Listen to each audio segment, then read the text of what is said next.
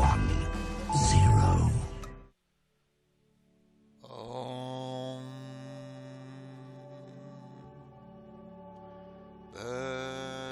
Bhava Tat Savita Renyamago Dimahi Evasya Dimahi Yoyonaf Chodayan.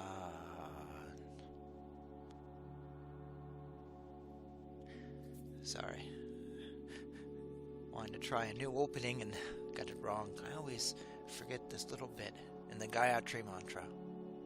Anyways, welcome back to a live show where mistakes happen. My name is Premanandas Bhagad, and today I am doing my second reaction video to Swami Tyagananda, the chaplain of Hindu chaplain of MIT and Harvard, and also he is stationed out of Boston's Vedanta Center. So I did a reaction video to him just a couple days ago, and I was not a happy camper. I basically called him out for spouting lies. No, I called him out for spouting Neo-Hinduism and calling it an ancient religion, or saying he's part of some ancient tradition, when he is literally spouting 200-year-old Christian-influenced, Abrahamic-influenced, a religion that sprung up in India 200 years ago due to the missionaries. So it's not Sanatana Dharma, it's not Vedic, it's not old, it's nothing. It's a brand new thing that is feel good and mixed with new age stuff and is BS. And then he says things about the Bhagavad Gita which are not true, and he says other things which just are not true. And it's just BS. And I just called him out for this. And I don't think my reaction to the clips I saw were wrong, but I felt at the end of it I didn't do him justice. So I want to be fair. You know, it's really easy to sit up here and go, rah, rah, rah. But I try to be fair. And to give someone who I'm looking at a video of a little bit of room so I can see a bigger picture. Like I did, you know, it was a very long interview with John DeRuiter. And I did, you know, clips of Mother Meera, which has been the best reaction video. You should watch that one. That one blew my mind. But I did 2 clips of Swami, and they were both sort of for the public, for audiences which may or may not be familiar with Hinduism, or they don't believe in it or something. And I just really felt like I didn't give him his moment. And while I disagree with him, I decided to do a second reaction video. And I have 2 clips about 30 and 40 minutes that we're going to look at today. That hopefully, they're both from the Vedanta Center. So for a group that is more maybe in line with him. So hopefully I see more of what he says. Doesn't mean I'll agree with him. I probably will still disagree with him. But at least I'm giving him more of a chance. So this is going to be a long show. This may be one of my longer shows. You have been warned ahead of time. And I'm going to be talking for a little bit before I start the reaction. So if you think I'm overly harsh, or you don't like what I said, this is the second chance that I decided to do. No one asked me to do this. This is just me deciding to do this. There are YouTubers I've seen who spout things which are just bonkers. There's one, I won't name him, he drives me crazy. He's a liberal guy, and he did a video recently that I came across in researching something that I wanted to talk about in this show. And he goes, here's a video of 3 Trumpsters, and they show these videos of these 3 middle-aged folks in Virginia saying the stupidest stuff.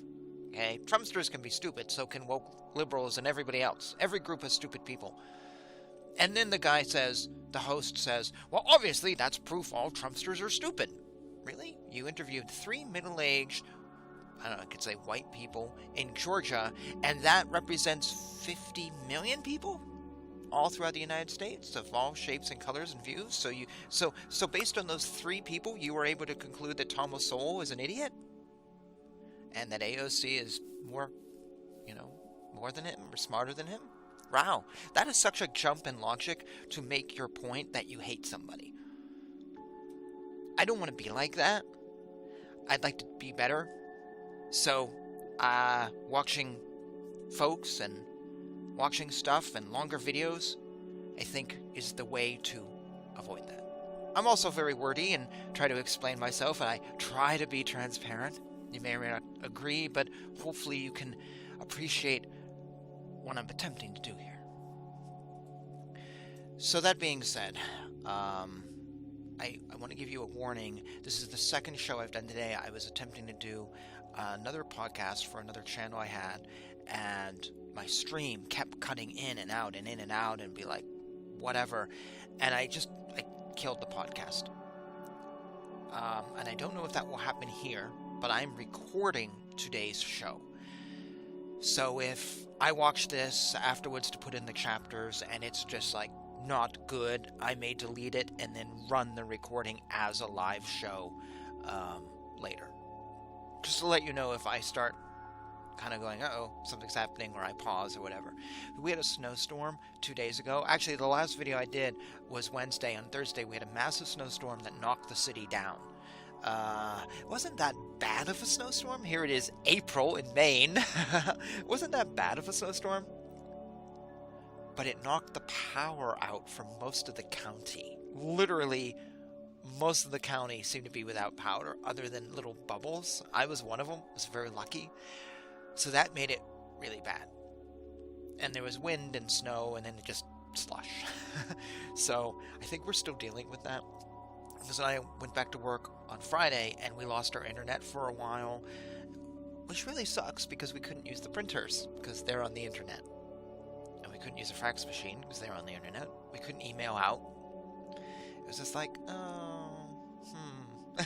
And a couple of my coworkers on Friday still didn't have power after following Wednesday night. So if we get interrupted, just blame it on, as the old song goes, blame it on the rain by Milli Vanilli, who were really cool even if they faked it. Okay, so today's reaction video, to be fair, I'm going to precede with a little talk that's going to go on a little bit. This is probably going to take me a little while because I want to put some points out there. And I did this actually in the other one, the first reaction video to him, because I knew I was probably going to get kickback.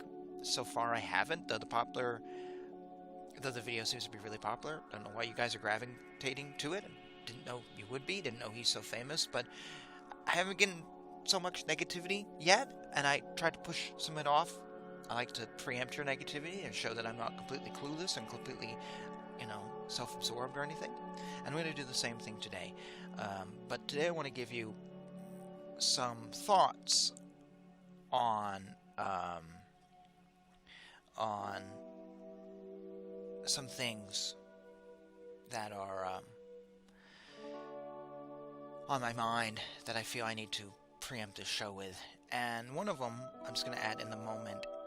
It has nothing to do with this video. It's just a little bit of life advice. Please enjoy your life to the fullest every single minute of this world.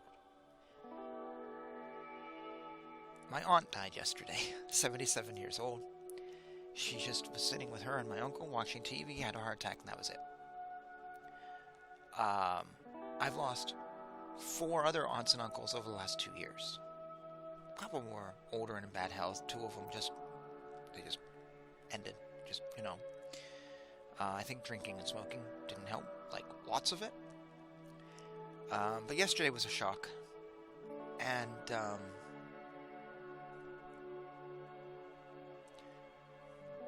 enjoy your life, every single minute of it. I truly mean that. Which means, yes, I know binge watching, Game of Thrones might sound exciting, and it is, except for the last season. When you're done binge watching, stand up and do something with your life. Contribute to this world. If you want to be an artist, be an artist. And I understand you work a day job, it's long and it's hard, but when you come home, maybe not binge watch Game of Thrones tonight. Maybe instead write that book you want, or paint that picture, or do something. I used to know this woman every single day after work. She would come home and sit by her pool. That was it. That was her life. And then she retired and went on vacations. Okay, that's great for you, but that's it. Your life is your work, and then when it's done, you just sit by the pool all day, which is what she was doing. do something more than that. Because God didn't put you here to sit by the pool all day and just... That's not what God's purpose is for your life. It's more than that. And if you hate your job, this is your excuse. Go home and do something positive to offset the 8 or 10 hours or whatever that you lived in misery. So that just comes from my Aunt Char. Bless her soul. And, yeah. It's nothing to do with the video, it's just random thoughts. So, in regards to today's video, to get out of that sober moment, sorry. I hadn't seen her in 10 years, very little contact, but still, it's just a shock to have like 5 relatives die, and all of a sudden, it's just boom, boom, boom. That's just weird. Getting older. So today's talks are going to be 2 talks. One is called Laughter as Religion, which is the first talk we're going to be doing, and then the second talk is on All Religions Are the Same, which is the theme that pissed me off a couple days ago. But I saw this and I was like, I ain't gonna watch that one, I'm gonna watch something else. And then I was looking around YouTube and I finally kind of went back to it. I'm like, no, let's give him a moment to describe stuff, and then I can really have this reaction to him to see if I'm right or wrong, or how he gives this talk to a different audience. So those are our 2 talks today. And the first one may sound a little funny to you. Laughter is religion. Well, if you watch my videos a lot, you know that I laugh. Like that. And I've been criticized for laughing too much. And then when I didn't laugh, people wondered what was wrong. I laugh at everything. You ask my coworkers, like when I'm serious, when I'm happy, when I'm sad, when something's weird. It's my reaction to everything. I didn't laugh a lot when I was a kid, or I would laugh at Marx Brothers movies till my side hurt, and that was it. I was very serious. So then I kind of opened up. And my view is this: there's a lot of really, really, really, really, really bad things in the world. Most of them I'm not seeing in my life. So a lot of stuff we can laugh at, we can relax at, and laughter also sort of changes the mood. But you really have to get to know me to figure out, is that laughter a good or a bad laugh? I'm not laughing at you, or, I say something on the show and then I chuckle. It's not because I'm, whatever. You have to figure it out. I think the desire to start laughing actually came when I became a devotee of Advaita Samraj, because he has a talk called, I'm reading my phone, in case you can't see it on the video screen, Sex, Laughter, and God, or Sex, God, and Laughter. And I thought that was crazy when I saw this talk, and I couldn't find it. I was looking through one of the few Advaita books I have, and I couldn't find it in there, but I'm sure you can Google Sex, Laughter, God, whatever, and some combination, you'll find Advaita. And it just struck me as crazy, because I grew up thinking religion was bullshit, and then I joined the church where everyone was serious. We have to be serious all the time. And I remember getting in trouble for kind of joking. Well, why are you joking? And Advaita says, that's what fanatics do. God created laughter, much like God created sex. Therefore, you don't have to run from it. And Advaita actually kind of endorses lightening up a little bit and not always being so serious. So that kind of changed my view. So now I laugh. So when I saw this video of him, I was like, okay, Swami Tyagananda's doing Laughter is Religion. I'd like to see what he has to say. I should mention, when I was a boy, I lived in North Carolina for a few years, and before high school I'd turn on TV, and when Mom was getting ready, and sometimes I would watch Happy Days, because Fonzie is ultimately cool, and I love him, and I love Happy Days. But I would also sometimes watch Jesse Duplantis, the Christian minister? Big smile, tells stories. He was an old rock and roll guy who got converted. He tells these fun stories, or he used to anyways.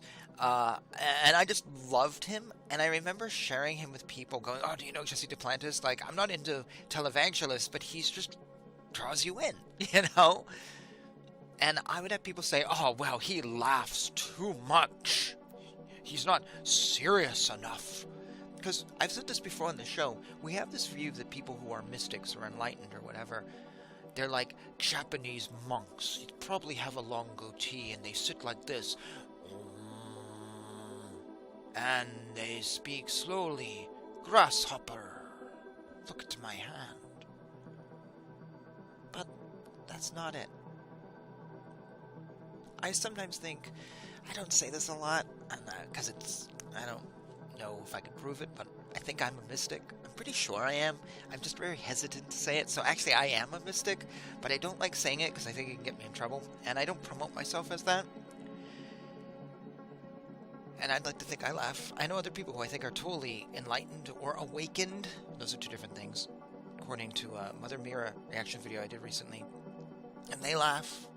I know great gurus who laugh, who I think are awakened or enlightened. So people who are like, so serious.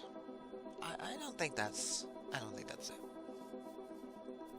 Okay, so that's my reasoning why choosing first video. So now let's get on to Swami. So I wrote some notes the other day. I'm sort of paraphrasing what's here and thinking about it. And I think I've covered a lot of territory here to, answer some of the questions you may have or condemnations you might have. So, I disagreed with Swami, and I'll disagree with him again. I know that he comes from the non-dual Advaita Vedanta lineage of Swami Vivekananda. I am not a follower of that. I moved away from that into Sri Chaitanya and Ramanuja. I don't do non-dual. I can't get into it. I just can't do it. So it didn't work for me. And I just don't think it works. I think it feels good, but I don't think it rationally works. So some might say that my criticism of Swami is because we are in two separate places. I'm dual, he's non-dual. I'm Ramanuja, he's Adi Shankara. And that would be a valid criticism. But I'd like to think that my criticism with him, if you look at everything I said in my last video, is not the fact that we're just in different places, like conservative or liberal. My criticism with him is that he didn't just teach a non-dual, which I don't agree with, but then said a bunch of other things which is just bogus. So you can teach non-dualism and not say all religions are the same. Because Adi Shankara taught non-dualism how many thousands of years ago, or 1,000-something years ago? He didn't say all religions are the same. This is a modern thing that has been pushed into whatever. India, Bharat, Hinduism, Sanatana Dharma. So for him to spout all religions are the same is not me saying, well, I'm dual and you're non-dual. No, it's saying you're just spouting bullshit, and you don't have to do that. If you actually follow the tradition of Advaita Vedanta, it doesn't have that as a core teaching. This is something new that was incorporated from Christian missionaries in India. So you're spouting bullshit.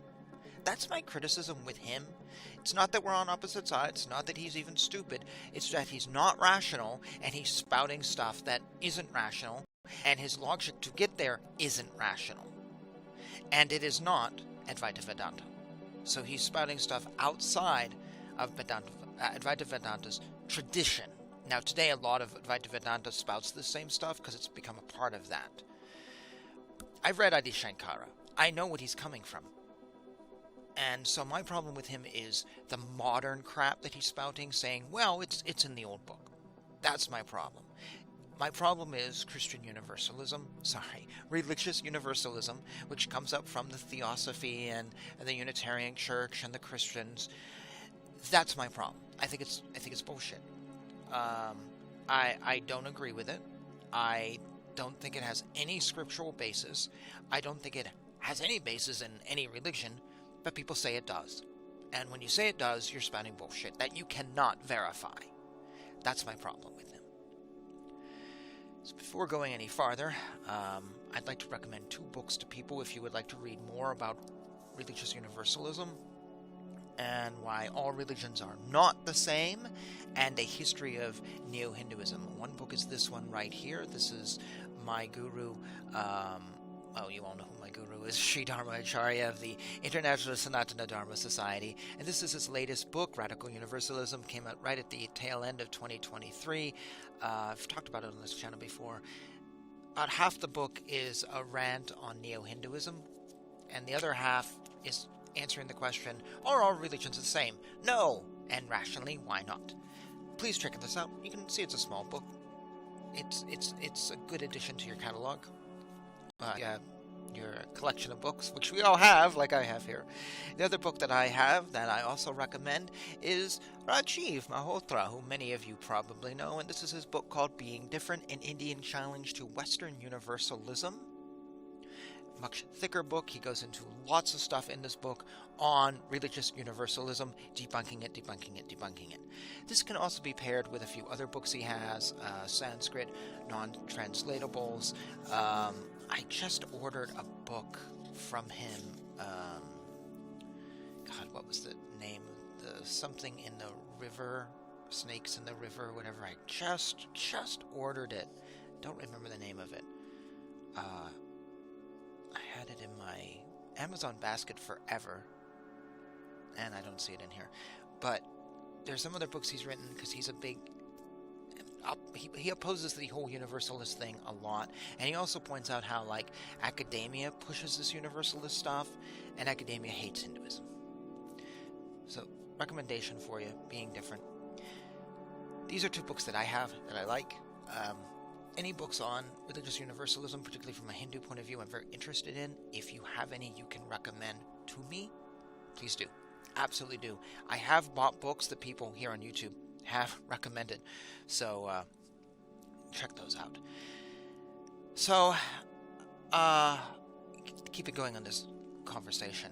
I have been accused on this channel of committing the gravest of sin, that being criticizing gurus and criticizing representatives of God, which is supposedly the greatest of sins, and I will reincarnate 50 billion times. And I had someone put this on a comment, and I read the comment, I went, okay, and I looked at the references they give, or I Googled it, and I don't think I've committed that sin in the least. Not in the least.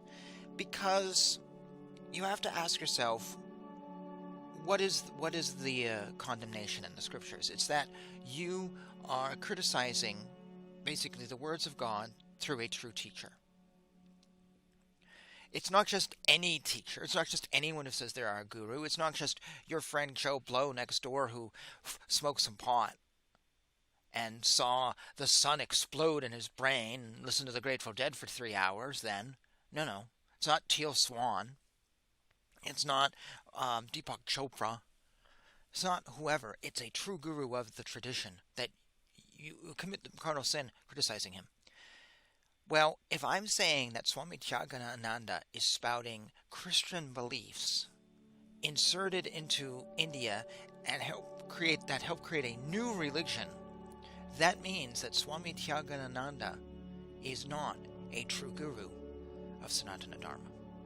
Not even close. He is of a completely different religion. We can call that Neo-Hinduism. We can call that Abrahamic Hinduism. The Vedic injunctions doesn't say, don't criticize any religious leader. No, only true gurus of our tradition. So, to criticize Teal Swan is fine. She's not in the tradition. Adidam, not in the tradition. And while Swami Tyagananda might be part of the tradition, because, Swami Vivekananda kind of is, if we look at people who have written about what a true guru is, and I think of the writings of Swami Prabhupada and the writings of Swami Narayan, one of the things it says is that a true guru doesn't spout things that are false and attribute them to the scriptures, and doesn't spout other religious banter. They spout the truth. And when you say to me, well, Krishna says this, and this is a key point, all religions are the same, that's not the truth. That's not Vedic. That's not true. And if you're spouting a lie, according to Swami Narayan and Prabhupada, you're not a true guru. So therefore, to critique him means I'm not critiquing a true guru, thus the Vedic injunction doesn't hold. And I actually believe that 96% of gurus are not true gurus. They're just self-help teachers. So I'm totally fine criticizing John DeRuiter or whoever. Name anyone. Now, does this mean I will never criticize my guru, who I think is true, Sri Acharya, or David Frawley, who was also my teacher. Well, I do criticize them. Not so much as maybe the others, because I basically am in alignment with them. I criticize Sri Acharya when he talks about Christianity and when he talks about social stuff. Sometimes I don't think he's quite on it. But that's not religious talk. That's social stuff. That's not necessarily religion. The Word of God doesn't necessarily come down through a critique of CNN. You know what I mean? So he's talking about other stuff. As for the religion, well, at some point I'll do a reaction video to him. But I've watched most of them, so it's hard to find one I haven't. But it's also a thing of, I think we should criticize our gurus to a point, because jhana yoga asks us to ask questions. And a true guru wants you to ask questions. And asking questions, you're not necessarily criticizing them. Sometimes you're just asking for more, you misunderstand, or they have such a different point of view. I think we should, to get to the truth. And if we stop doing that, we don't get to the truth. So actually, jhana yoga would have us question, even though it breaks the injunction. It's a fine line, though. So that's what that says, and I don't feel I'm breaking it, because I feel Swami Tyagananda is spouting misinformation and is part of a 200-year-old religion, not Sanatana Dharma. Okay? Does that make sense? Hopefully that makes sense. Now, if there is a law out there in the Vedas that says one cannot criticize a sexy guru, then I'm certainly in trouble, because Teal Swan is certainly sexy. But no rules exist. If there is a rule that says you can't criticize anyone in any religion anywhere, well, then I'm in trouble, because I've criticized other religions, but that rule doesn't exist. So let's not make up rules. We've got plenty of them. Why make up more? So, let's see, what else here? I'm just looking through my list. So I don't believe I'm breaking that sin, because they're not speaking authentic tradition. Okay, I wrote a lot here, and I just basically summarized it. Now, my last point, and then we'll get into the reaction, is Swami Tyagananda said in the last reaction video that Krishna said all roads lead to him. All religions lead to the same goal. I don't believe that in the least. Never have, and actually this book details that argument, why it's not a right argument. Also, I believe we take that quote out of context. Whenever people say it, they don't look at the context, because you have to remember, when Krishna spoke, there were no other religions in the world. So are we supposed to interpret his line in context of the future where there was religions?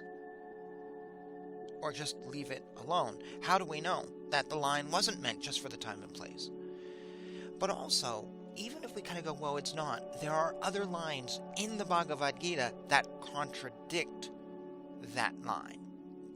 Now, there are some questionable things, and I will point to Bhagavad Gita chapter 7:21, which says, whichever divine form a devotee desires to worship with faith, I assume that form which is firm and is in accordance with their faith. So this is a line that actually could prove that, all religions, whatever they are, lead to me. But then we turn to a line like, so I'm willing to give the opposing argument here. But then we turn to a line like chapter 9, verse 23, those devotees who faithfully worship other gods,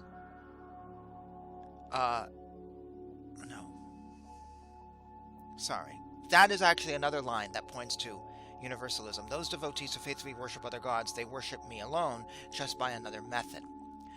But people say, like I said earlier, when we have Krishna speaking, there's no other religion. So if you worship Lakshmi, if you worship Shiva, you do go to Krishna at some point. But is it really just to say if you worship Allah, you're going to Krishna? Is it honorable to say to a Christian, when you worship Jesus, you're really worshiping Krishna? Christians don't say that. Muslims don't say that. So there's something in it. Maybe this is what Krishna said, but then how come no other religion says this? How come we're the only religion that says, well, all religions lead to the same place, all religions are the same? If you ask a Christian that, though, they don't agree with that. Well, the progressive ones might, but they're not biblical. They might agree, but nobody else does. No Christian is like, oh yeah, I know, when I pray to Jesus, I'm thinking about Krishna and Radha. Jesus and Mary, same thing. They don't say that. You don't see a Muslim going, oh, Allah, Allah, Allah, Krishna, Allah. They don't say that. You don't see Buddhists going, oh yeah, we're really Hindus. We've just been fooling you this whole time. We've been trolling you. No one says that other than us. And which is the religion which is hated? Us. So there's a couple ways of the quotes I just gave you, even though they're for the other side, we can say, no, in context, he wasn't really talking about all religions. He was only talking about our religion. And saying that he's talking about other religions is now a perversion of this. And ironically, it's a perversion that was started by, like, Christian missionaries who want to get rid of us. So it's kind of so do we have it right and everyone else in the world has it wrong? So really every religion is wrong except for us? But if truly then all religions are the same and all religions lead to the same place, and if truly this, anyone who worships me, anyone who worships with God is going through me, how come we don't see this written about in any Upanishad or any Veda, and nobody up until the Christian invasion of Bharat was interpreting this line as, oh yes, all religions are the same. We don't see that discussed in the 1600s, in the 1500s, in the 1400s. No one's interpreting this line that way until the Christians come in, and then they kind of interpret it for us. So then it makes you wonder, is this interpretation really right? So that's part of my argument here of when Swami Tyagananda in the video I last did said all religions are the same, and he's quoting Bhagavad Gita, it's not clear cut. He also says, though, Krishna also says, if you worship demigods, you go to the place of demigods. If you worship me, you go to my place. If you worship different people, you go to different places. I don't have the quote here or where that's from in the Bhagavad Gita. That actually contradicts, though. Because if all places go to him, if I can worship Allah and I meet Krishna, then wait a minute.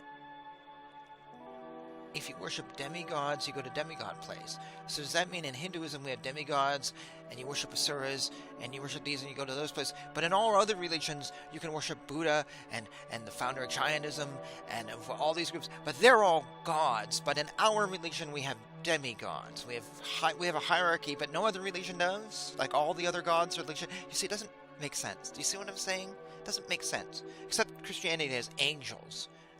Book of Mormon talks about angels too. So I guess they have a hierarchy that we can. It doesn't work. So I don't believe Krishna says what Swami Tyagananda says. Now there is another quote. I don't know where it's from. I found this on a website. It says MS 1295, and I don't know what MS something Sutra maybe says. Those revealed texts that are outside the Veda or are contrary to the Veda are also false theories, and they are useless, even when carried to perfection, as they have been declared to be founded on darkness. So nowhere in Hinduism do we get the argument that all religions are the same, but we do have an argument in another text that says all revealed texts outside the Vedas are useless, and they're dark. And it doesn't matter how much you pray, they don't go anywhere. That is something we see more than once. Srimad Bhagavatam, Canto 6, says that which is prescribed in the Vedas constitutes dharma, the religious principles, and the opposite of that is irreligion. The Vedas are directly the Supreme Personality of Godhead. Everything else is not. So we actually now have quotes in other books that say, no, this is the truth, everyone else is not. So when Swami Tyagananda says, well, a core belief of Sanatana Dharma is that, well, he actually said core belief of Hinduism is that all religions lead to the same place. Well, no, that's actually not what we have.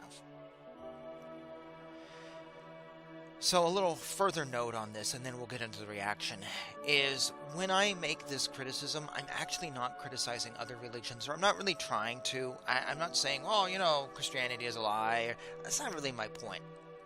My point is Hindus who spout lies. I don't really care about Muslims or Christians or anyone else you can name. I don't really care in regards to this conversation. I just care about a Hindu masquerading as part of an authentic long tradition. That's not what I want to hear. I want to hear someone who might be willing to say, okay, yeah, this is a belief and there's a contradiction here, but I don't know how to get out of it, whatever. That's fine. But when you just spout this stuff, that's my problem. And I talk about the other religions for context. Does that make sense? I also believe that we can live in harmony without all having to be the same or go to the same place or agree with us. Because Swami Tyagananda in the previous reaction video actually said, diversity is strength. But yet, all religions are the same. So diversity is strength, but we're all the same. You see, there's a contradiction there. So which do you want? Do you want diversity, or do you want to say we're all the same? You can't really have both. And if you want diversity, then accept diversity. Don't spout all religions are the same. So that is actually my problem. Now, I'm lucky. Nothing's been happening on the stream. It looks like whatever I was dealing with earlier has ended. We're about 30-something minutes into this. I haven't even started the reaction, but I did warn you this would be a long show, and we're going to go at least for over an hour. So this may be my longest show, but hopefully my point has been made. Yes, I understand I may have left out a few things, and there might be some arguments in my logic, in my philosophy, and feel free to point them out, and maybe I'll respond to them, maybe I won't personally or in a video. But at least you can't say that I'm clueless and just reacting. I'm trying to give some point of view of where I'm coming from and some reasoning of why I say what I say. At least you can say I'm not completely out of my rocker and just an angry man who wants to destroy people, whatever. You got that? You with me? So I'm going to take a drink, and then we're going to dive into our first video. I promise. I absolutely promise.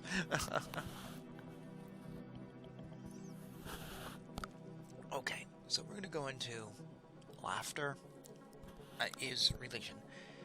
And let me get my mouse going here, and we will do the house cleaning or house rearranging.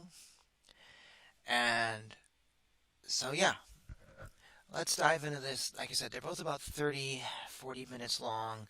I will interrupt them as always. We're going to start with the one that probably won't get me feisty. The Adida related one. And yeah, I think I've covered all the bases. We'll probably cover many more. I have no idea what I'm going to. I didn't watch these at all, except I put them in my video player and I did edit them down. They were quite long. Let's see if the times are here. There we go. Oh, yeah, one's a long one. So we're going to be here for quite a while. They were even longer because the video camera would just be there for like 5 minutes and there wouldn't be anything. So I wanted to, help a little bit with the length. So we'll start with... There he is.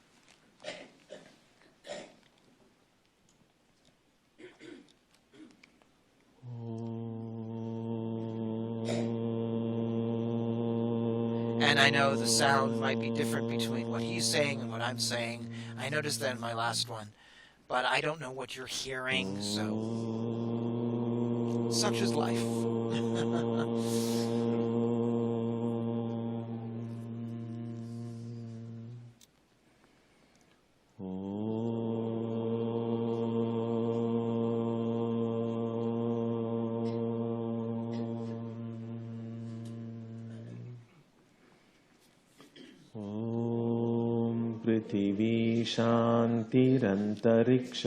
So, as I said, he is here for an audience of people who are like-minded versus previous reaction video, where it's folks who wouldn't know this chant. So, this should be a better forum for him and for me to connect with him.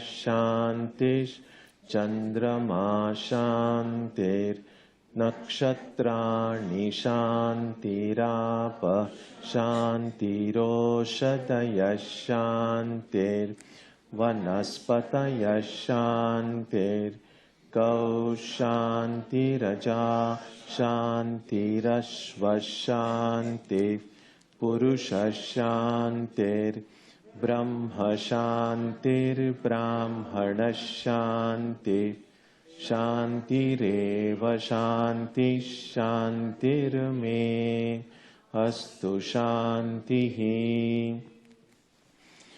May there be peace on earth and in the sky.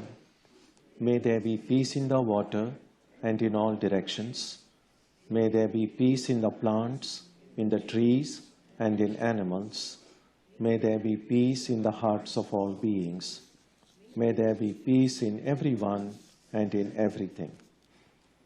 Sarvetra sukhinas santu, sarve santu niramayaha, sarve bhadrani pashyantu, ma kaschit dukkha bhag bhavet, sarvastaratu durgani, sarvo bhadrani pashyatu, sarvas sadbuddhimapnotu, sarvas sarvatra nandatu. May all be happy and healthy. May all see what is good, and may no one experience misery. May all overcome their obstacles and acquire good tendencies. May people everywhere find joy and fulfillment.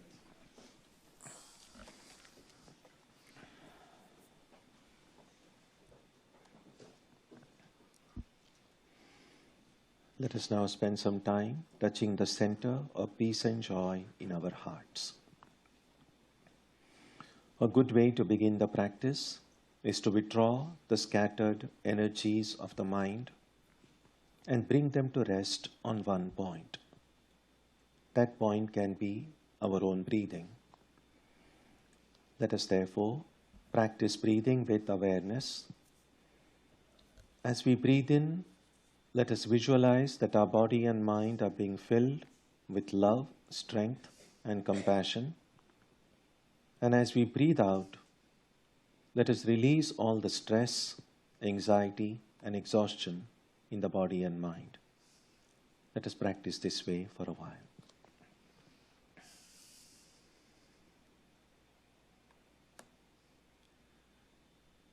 So I won't fast forward through any of this part. We're just going to let it play. This is part of getting a better scenario for him to speak his message to like-minded folks. He didn't do this with the other talks we saw. So already I'm feeling like I've chosen better talks, even though they're going to be long. We're going to be here for a while. But that's okay.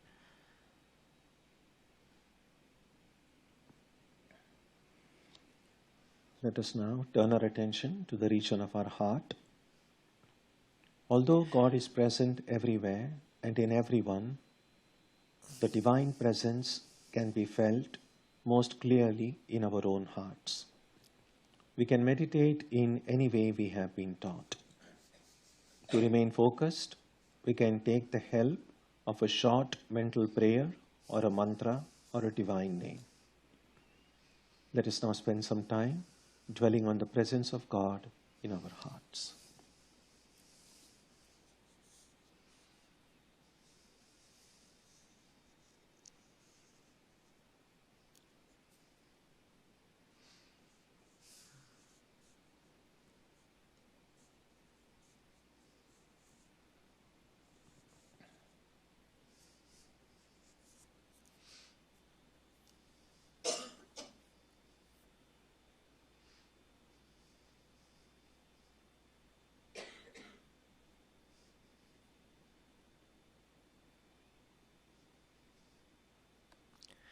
I always find things like this at a public meeting a little uncomfortable because you're just kind of waiting for when he's going to speak again. And you always look around and some people are kind of doing it and some people are kind of faking it and some people are just waiting.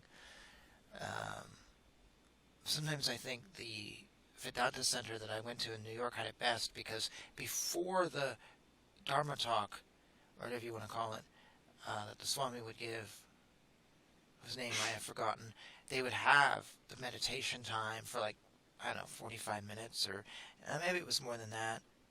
Yeah, about 45 minutes, I guess. And then we would sing with a harmonium and tablas for a bit. And then the Swami would come out and give a talk. And I always thought that just created a whole event. Everything was separate in its time and place.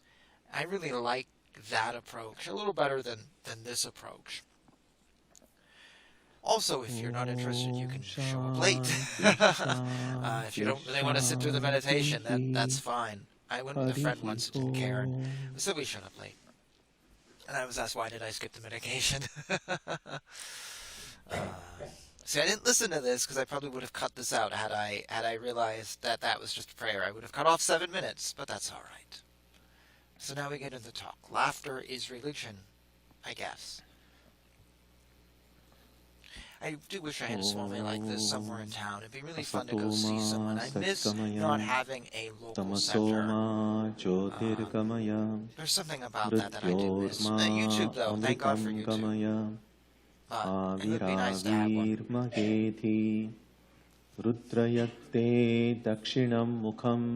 There is a Hindu temple in Westbrook, which is next to Portland, but they never do stuff like this that I'm aware of. Last time I looked at the website, it was like a year out of date. From darkness to light, and it just doesn't seem like from death to immortality. They're connecting with May the divine consciousness fill our hearts and protect us. I don't know. Our subject today is learning is religion. This is actually a quote from I thought it was laughter is religion. Swami Vivekananda in the Reminiscences of Swamiji by Josephine MacLeod, his American disciple. I had this She heard Swamiji. So I had this so wrong. I had it as laughter, and it is actually learning, and this is on me. So I did this whole talk on Advaita, and I just was talking about nothing related to nothing. Well, it won't be the first time. Anyways, though, you just had a mini lecture on laughter in relation and how we should have laughter in relation according to Advaita. So my apologies. Wow, I didn't realize that. Wow, I really just messed that up. That's my fault. This is what happens when you do something at the last minute. And I even had it. I even had it in the description for today's show as learning. So that's just totally on me. My mind just went. Anyways, you got a free lecture. Hopefully you liked it. Say this. And so she says that he said often to her that learning is religion. And she pointed out that he learned something new every day. Some of you who have read lives of Swamiji and some of the disciples are aware of the great contribution that this lady, she was of Scottish origin. So she saw Swamiji, heard Swamiji for the first time. I think she was 45 in New York. And in her reminiscences, she writes that the first sentence that he uttered just had that ring of truth in her mind. And then she said, the second sentence was truth. The third was truth. And then she said that every word that she heard Swamiji speak was just filled with truth. So very dynamic person. She was also well connected. Not necessarily. She was friend with George Bernard Shaw. You could hear someone who every word is truth, and you're listening to Keith Raniere of the NXIVM, however you pronounce that. Would you say that was a well-connected or person because they think everything out of Keith's mouth is the shit? Or, I heard this guy, every word I heard from him was truth. His name's Jim Jones, so obviously I'm a well-connected person. This is not a logical deduction of her. Now, that doesn't mean that Swami Vivekananda, who he is talking about, didn't speak truth. I'm not saying at all, but he came to this deduction that, this is the type of person she is because she heard truth from my guru, or the guru of my guru. That's not logical, and this is a problem I had with Swami in the previous reaction video, that he would say things that did not have a logical, how do you get to that point? And he's doing it again.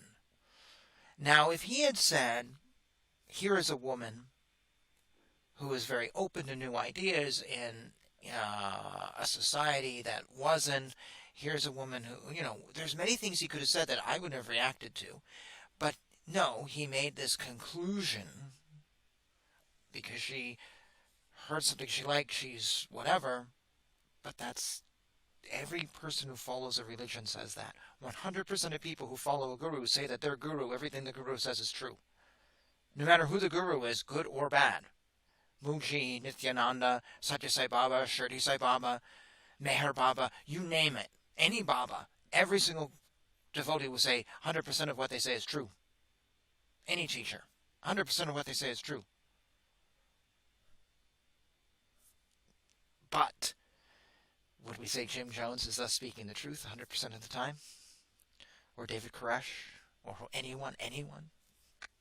See, not logical. Not logical. She introduced the great French writer Roma Rolla to the life of Ramakrishna. I don't know who There's that this is. one book called The Face of Silence, which was one of the early biographies of Ramakrishna, written by one Dhanagopal Mukherjee. And MacLeod presented a copy of that book to Roma Rolla. And he was very intrigued, very inspired. And he wanted to know more about this great saint. So he contacted the order in India with Swami Shivananda, who was the head of the order then.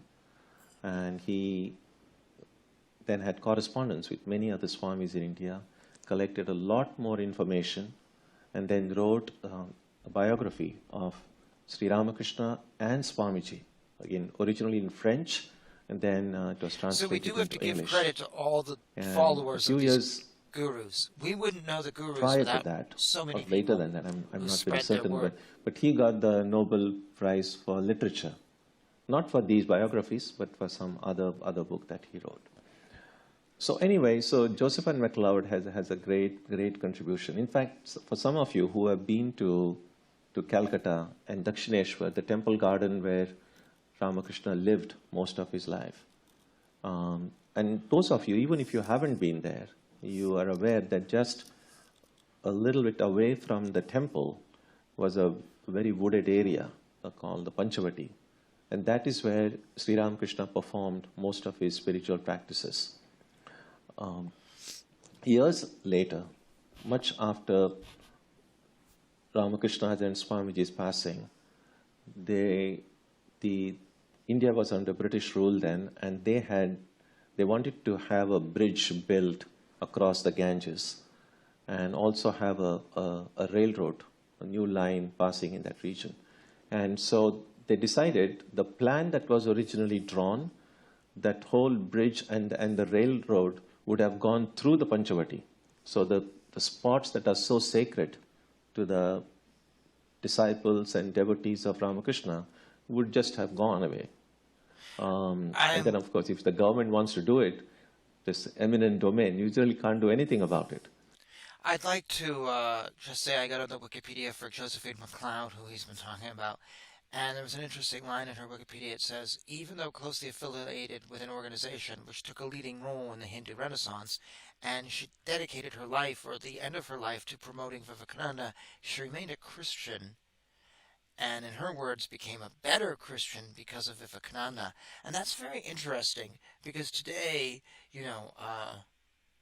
Ram Dass promotes Neem Karoli Baba, not as an American under his American name, but as a Hindu.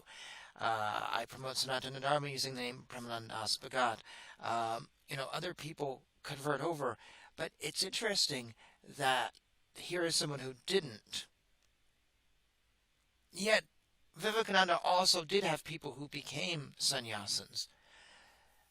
I just wonder, though, if that, I don't know, it's an interesting thing. He said, here's someone who knew something, but yet she didn't convert over. She remained in her own religion, but she had a different view, I guess, of Christian, or became a better Christian, is what it says. I don't know. She is someone to Google and look up. I'm on Wikipedia right now because I didn't know the name. Also, the author, he mentioned the French author, Romain Rolland. He died in 1944. Well, you may want to Wikipedia him. This is a name that I am not familiar with. I just sort of paused because it seems like he was a leading supporter of Joseph Stalin.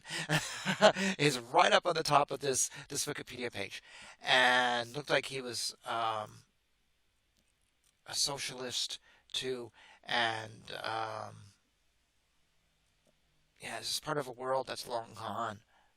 Though he has written a lot of books, actually, or he was I don't know. Looks like not that many were put into English. Anyways, jump on Wikipedia if you'd like to know more about who he's talking about. There probably is other websites out there too. That's really all I wanted to say because I was interested, and whenever I see something, I kind of like to now then go and research it a little bit more. So I'm just rambling off the cuff. Let's go back to this. But when Josephine MacLeod, she came to know about it, she went and met the American ambassador and through him then the British High Commissioner and had them change the whole plan. And so that's why today if we go, we still have those very sacred spots we can go to and see. So so it is from her reminiscences that we get to read about this phrase, learning is religion. So when we hear something like this, learning is religion, a question that inevitably comes to mind is what is the role learning plays in religion? How important learning is in religion? How important is intellectual understanding in religion? What is the role played by scriptural studies in religion? So all sorts of questions come to mind. Also, I saw a video the other day, funny enough, it was like Louder with Crowder, or no, it was maybe one of those conservatives, and someone was debating learning separated from religion and how some cultures have combined it with religion. And is it better with or without religion? So he's asking a huge question. And 27 minutes, we're 13 minutes down. He's not even going to be able to begin to answer this, I'm sure, because this is just a huge thing. But it's an interesting question, though. It is a very interesting question. To begin by recognizing that there are two kinds of learning. Okay. The first learning is experiential, learning through experience. All right. And that is how our learning really begins. When we are born, when we are little babies, we don't read books. There is no other source of getting knowledge other than through direct experience. And the very first experience for babies is really tasting everything. All knowledge. So no matter you give anything in the baby's hand, if they want to know more about it, they just put it in their mouth. So clearly there are other senses you can hear and see and He's touch. right about that. But I don't know what it is about just tasting. If you're watching this, there are so many stories about little children. I just was informed that the stream was having issues, so hopefully this won't jump too much. When I see that the stream's not having issues, I don't talk. If this is really bad, because we had a snowstorm a few days ago and it's knocked out a good amount of the county, which didn't have power. If this is really bad, I'm actually recording this and then we'll rebroadcast it later. So, sorry about that. So you have to kind of keep them away from these little objects because they'll just put it in their mouth. So a lot of the early education that occurs really occurs through this plain experience. I would agree with all this. Whatever sensations that come to the baby's mind and whichever way the baby tries to figure things out. Yeah. And there was an article some time back, I forget in which journal, which said that babies we underestimate them. They are smarter than we think. They are able to figure things out pretty quickly. Okay. And so as adults, as parents, you really have to be careful Don't think the baby understands and sees a lot more than you can imagine. So the first education does come through experience, but then things change. When we go to school and then we learn to read, to write, we learn the letters of the alphabet, and a whole new world opens out before us. And then we see that we can learn even through studies, through books. So textual learning, learning from texts begins. So these two become then the primary ways we get knowledge, from books and through experience. Okay. Based on these two kinds, where are we going? Two systems of education have evolved. In the ancient Indian system of education, with the Vedic system, in the Vedic period, it combined these two sources of knowledge, experience and textual study.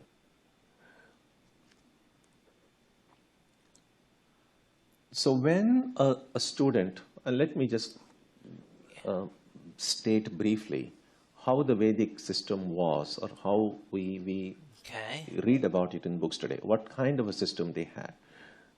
First of all, there were no schools the way we understand them today. Getting formal education meant really going to the home of the teacher.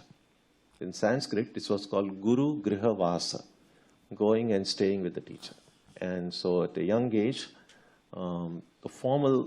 in Orthodox circles, the formal education began with a ceremony they called the thread ceremony. That was a formal beginning of studies. And the first thing, the central part of that ceremony is imparting of the Gayatri, the prayer, the Gayatri prayer. Which I messed up So when the student goes to the teacher's home, in the beginning, of course, the first teachers for most of us are our own parents. Then when the student goes to the teacher's house, the teacher then instructs the student about how to do that prayer in ritually with two twilight devotions. They were called in those days Sandhya. Sandhya means the joining of the day and night. So a few minutes before sunrise and a few minutes and after at sunset. So those were the times when the day and night meet, and that's why they were called Sandhya. So there were two periods in the day when a student was supposed to say some prayers, there was some small ritual involved, and then there was meditation. So that's all that the student was told. No books were taught, no scriptures were taught. They were just given this short prayer, and they had to repeat it. The purpose of that prayer was to awaken the intuitive power of the mind. Because only when the mind is ready to receive, when the mind acquires clarity, then whatever the mind wherever the mind is put, knowledge can quickly be acquired. And so first the Gayatri was taught. Then, in those days, again, there were no books. So the only way of learning anything was from the teacher. And then the teacher gave the first lesson to the student. The theory, that this is what the mantra is, this is what it means, and a student was expected to understand that intellectually. After understanding that, the student was expected to meditate on it and then experience the truth of that first lesson. So when the lesson was taught, what the student acquired was empirical knowledge. Because I just Googled about the Vedic education system. So I will actually put that below the link to this. I will put it in the description. Link to Vedic education history for anyone who wants to see where I'm going. And it said that the education system had some unique systems, some unique features. Education was restricted to the upper caste and those who were brahmachari. And they had their education in a unique system called curriculum. We still use the term today. And students were educated by living with their teachers in forests far away from the cities. and the lives were very strict and demanding. Let's see. It was a period of intense intellectual activity.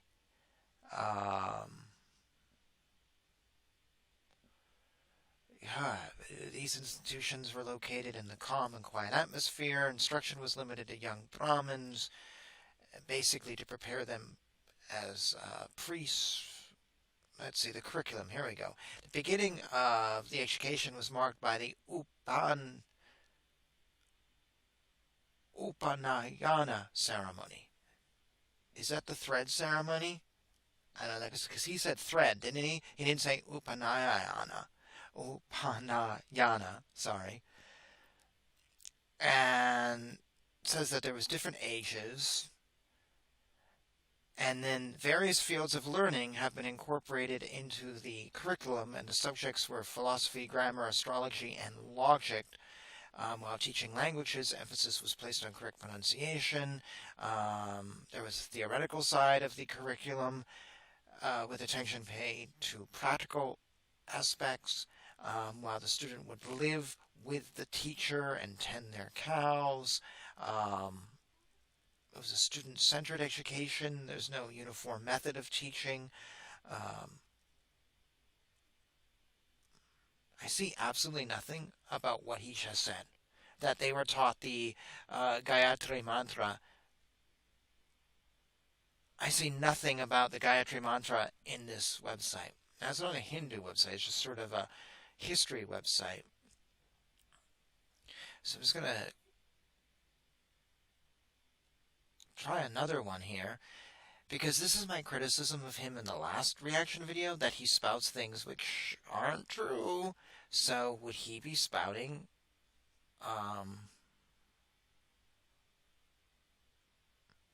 something that's not true history? Here's another website. This is a cultural website again.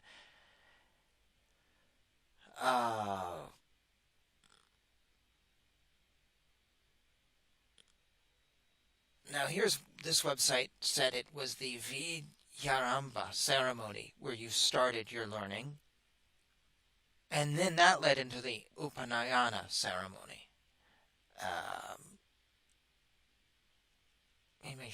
This mentions education for women.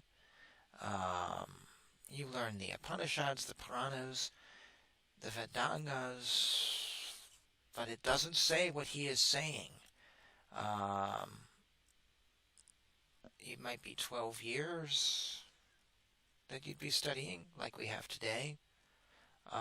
So this website, too, doesn't cite, and I'll put this in the link down below, isn't repeating anything he's saying, really, other than that the kids went out to their away from their parents. So this question, sorry, two things at once. Do two things at once here.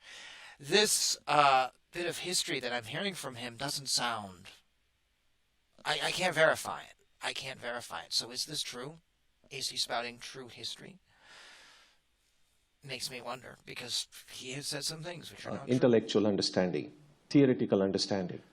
Then through meditation, a deep reflection, then the student experienced the truth of what was taught. That was experiential knowledge. This isn't what I just read. When that experiential knowledge came, the student's mind became a little bit more clear.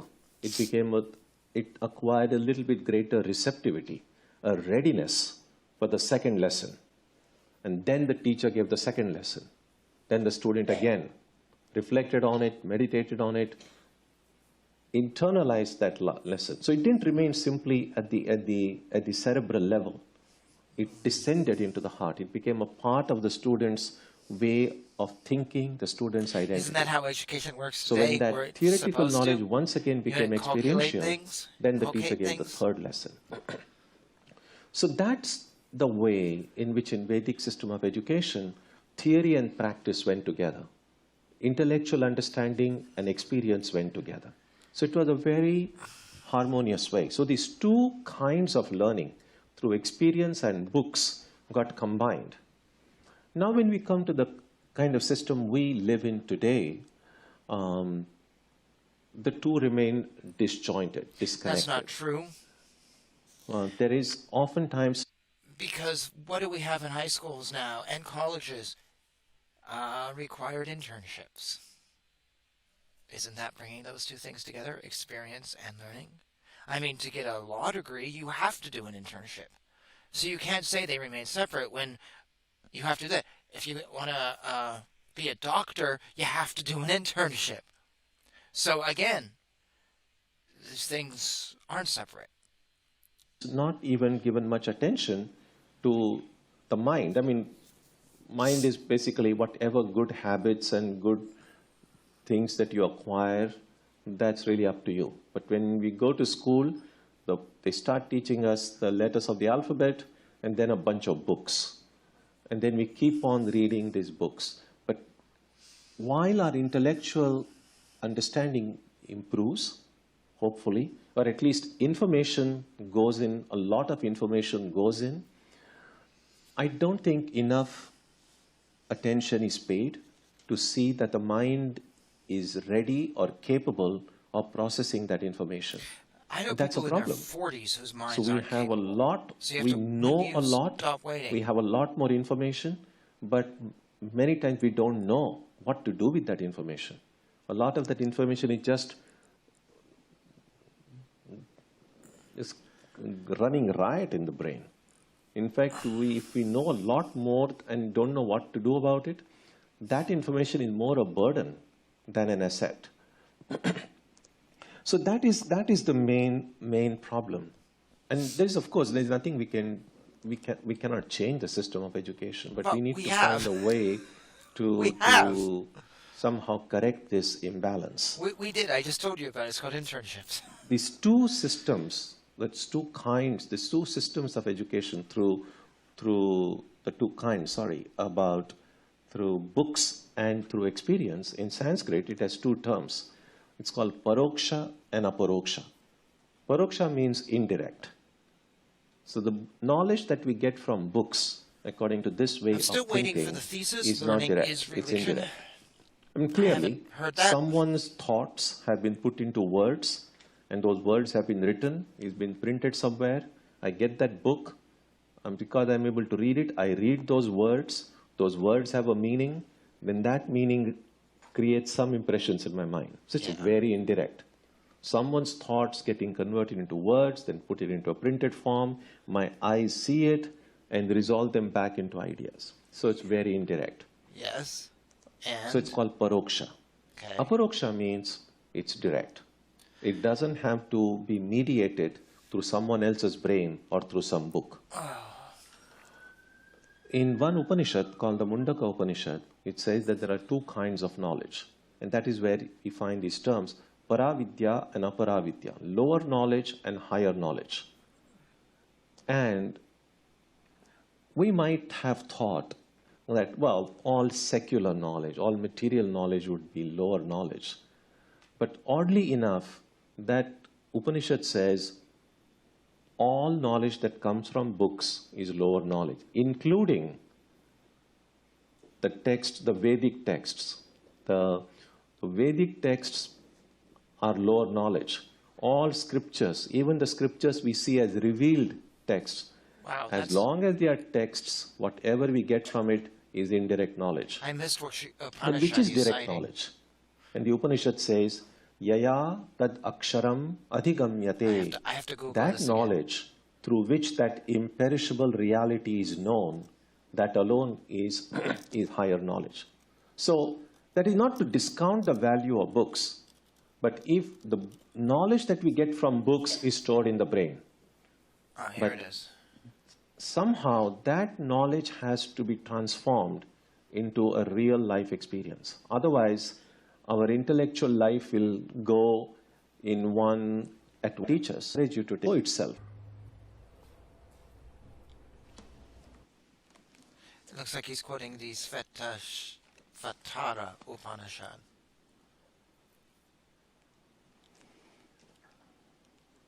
So this is the last satsang before we close for the summer recess. And our next, we will open after 5 5 weeks. What? Approximately 5 or 6 weeks. What? So the next service will be in the You gave us a the history weekend lesson? after Labor Day weekend. That was... So on September 8th, we will begin with Krishna festival, as we do every year. That's it. Those Learning of you is who have been religion. coming on these festivals, we That know was not answered. that we'll have the program at 11 o'clock. We'll have music, prayer, meditation, a short worship of I'm Krishna. just going to skip through to see if he's... And so while there will be no program to do our daily devotion, and no visits are also... Okay, yeah, there was nothing else May there. the divine being... What? That was your talk? Learning is religion? You didn't answer the... Maybe it's because you couldn't apply your weird logic to it. So I found the reference that he's talking about, and this is a website that it's not a Hindu website. I don't know what it is. It's let me see if I can... Well, it's a mix, but I'll put the link down below. I'm just going to read it because this is an interesting thing. The Upanishads make a distinction between two types of knowledge, higher and lower, pada and apada. And the lower consists of all empirical sciences and arts, as also of sacred knowledge, as relates to things and enjoyments that perish. This doesn't say books, actually. It says, so in this, it is sacred knowledge, not the books themselves. So it says, the next line is, it is interesting to note that even the four Vedas are included in the category of lower knowledge. But lower knowledge is sacred knowledge as it relates to things and enjoyments that perish. Is that what he just told us? No. What he just told us is that lower knowledge is book learning. That's not what this article says. So let's keep going, because this is a pretty good article.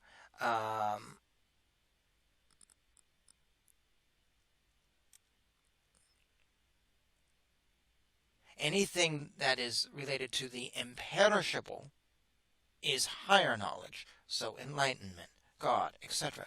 So this is disagreeing with what he just told us. Completely disagreeing with what he just told us. He just gave us this long history on book learning and experiential learning, and this is what the Upanishads said. But that's not what I'm reading here.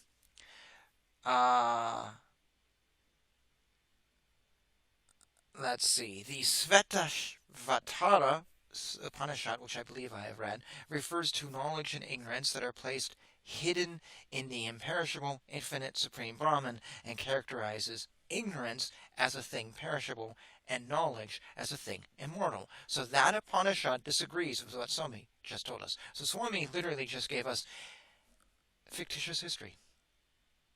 Let's keep reading now before I completely make that ruling.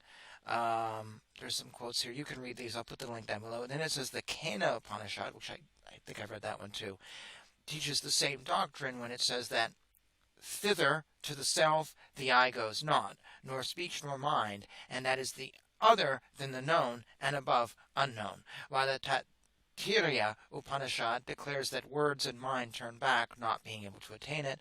Our words or thoughts are relevant to the realm of plurality, yet they fail with reference to the non-dual spirit. This is kind of off in a different direction. So the self is to be comprehended as it is. This is supreme knowledge, true wisdom. And the Upanishads ask us to seek this knowledge from a competent teacher who is not only learned, but also in possession of the profound experience. This doesn't say book learning at all. So, therefore, if I am to believe this website, which actually cites 3 Upanishads, unlike him, and this is how you get away with saying things sometimes, is you don't cite your sources. Let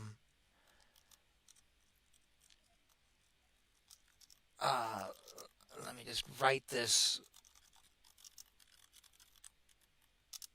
When you don't cite your sources, it's easy to fool people and make them think you're saying something true. But he's not. This isn't what the Upanishads, or at least 3 quoted in this link, say. They say something completely different. They don't talk about book learning versus experience. So and I just typed in all books are low knowledge Upanishad as my Google search. And I don't see anything coming up here. So he just gave us fiction. He just told us something that's in the Vedas that's, according to this website, not in the Vedas. You know, at the beginning of this show, I said that critiquing a teacher is bad, but he's not a teacher. Literally, he just told us something that's not in the Vedas. This is the second video I've watched where we have been given knowledge that's not accurate. Okay? And what was the other link I was just looking at? That wasn't accurate either. It was on Vedic education. So he just gave us a history of Vedic education that wasn't accurate, and now quotes the Vedas, but not accurately. And previously he already said that Krishna said something not accurately. So therefore we have a teacher who is not spouting Sanatana Dharma. Am I wrong? According to Swami Narayan and according to Swami Prabhupada, a teacher always speaks the truth of the Vedas, but he's just giving us something completely not true. He literally just said books and education, books are bad, they're not as good, but that's not what I just read. So it's not even a misinterpretation, it's just something completely off. And he just gave us a history where they learned the Gayatri Mantra, but I didn't see that in 2 websites. Now, they're not Hindu websites, so I'm not saying he might be completely wrong, but on a quick peruse, I wasn't able to validate anything he said. So maybe if I had 5 more minutes to keep Googling, which I didn't want to do because it would distract me from the video, then maybe we might find the truth of it, but if in 2 websites I don't, and they're kind of detailed, we have to ask, what is he spouting? He's not spouting the truth of the Vedas, or the truth of Hinduism. So therefore he is not a true guru. Sorry, I was hoping to come out of this better. But, yeah, no. So this live stream has been coming and going, and I am aware that you are probably frustrated by it. So there's a really good chance that we're just going to, I'm going to keep it going and finish this show. But it looks like I'm going to end up probably re-blasting this out as a live show at a later date. So if you're watching this and it's just struggling, my apologies. But we're not going to redo the show. We're just going to broadcast it as is. And it's one of those quirks. It's not the first time I've had a show go bad. It's been a while, though, since I've had to completely redo a show. It's not even windy out or anything. I don't know. All right, now we're going to go to also, learning is education. He spent most of the time giving us history and then gave us lies. Or truths that I can't verify. Yeah, not really doing it for me. So here's the talk that's going to piss me off. Because I already disagree with him. Just the name of the talk pisses me off. So, here we go. Now we're going to open with prayers and things again. And yes, this is my longest show ever on this podcast, but I think I'm being fair by giving him an hour and a half plus 2 more shows. If I walk away from this having strong feelings, I have given him more time than any other guru that I've done a reaction video to, so I've been overly fair. I can't be faulted for that.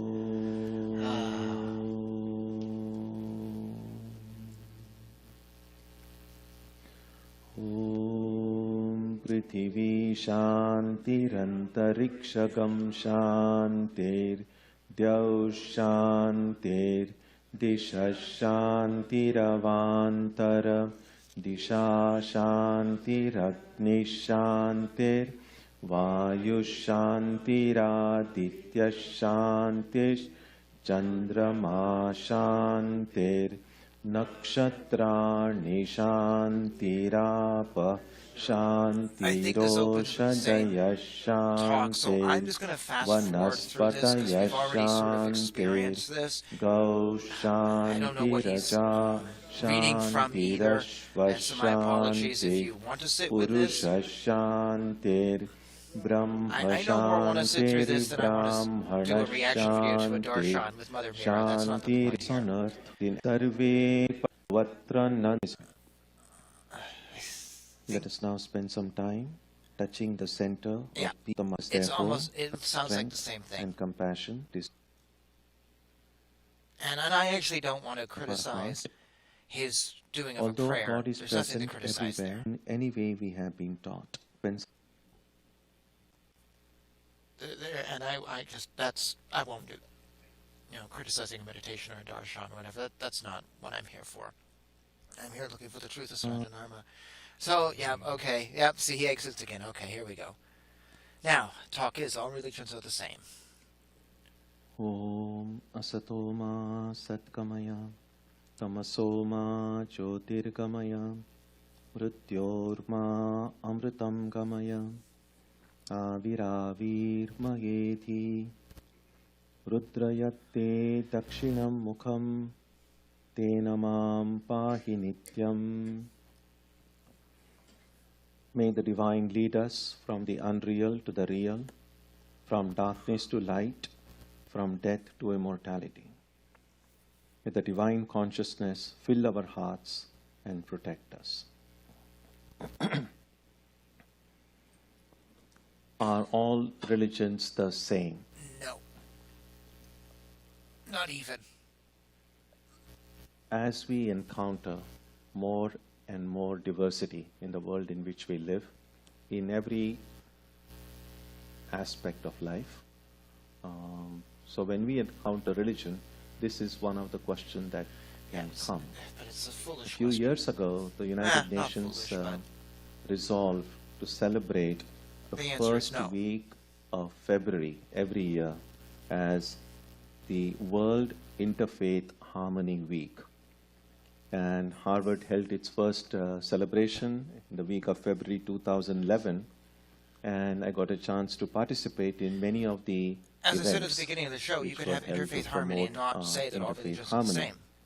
Now, they did it for one more year. And again, no other religion says that other than us and the New Agers. And that was about it, because afterwards other interests took over. And as it so often happens, with all these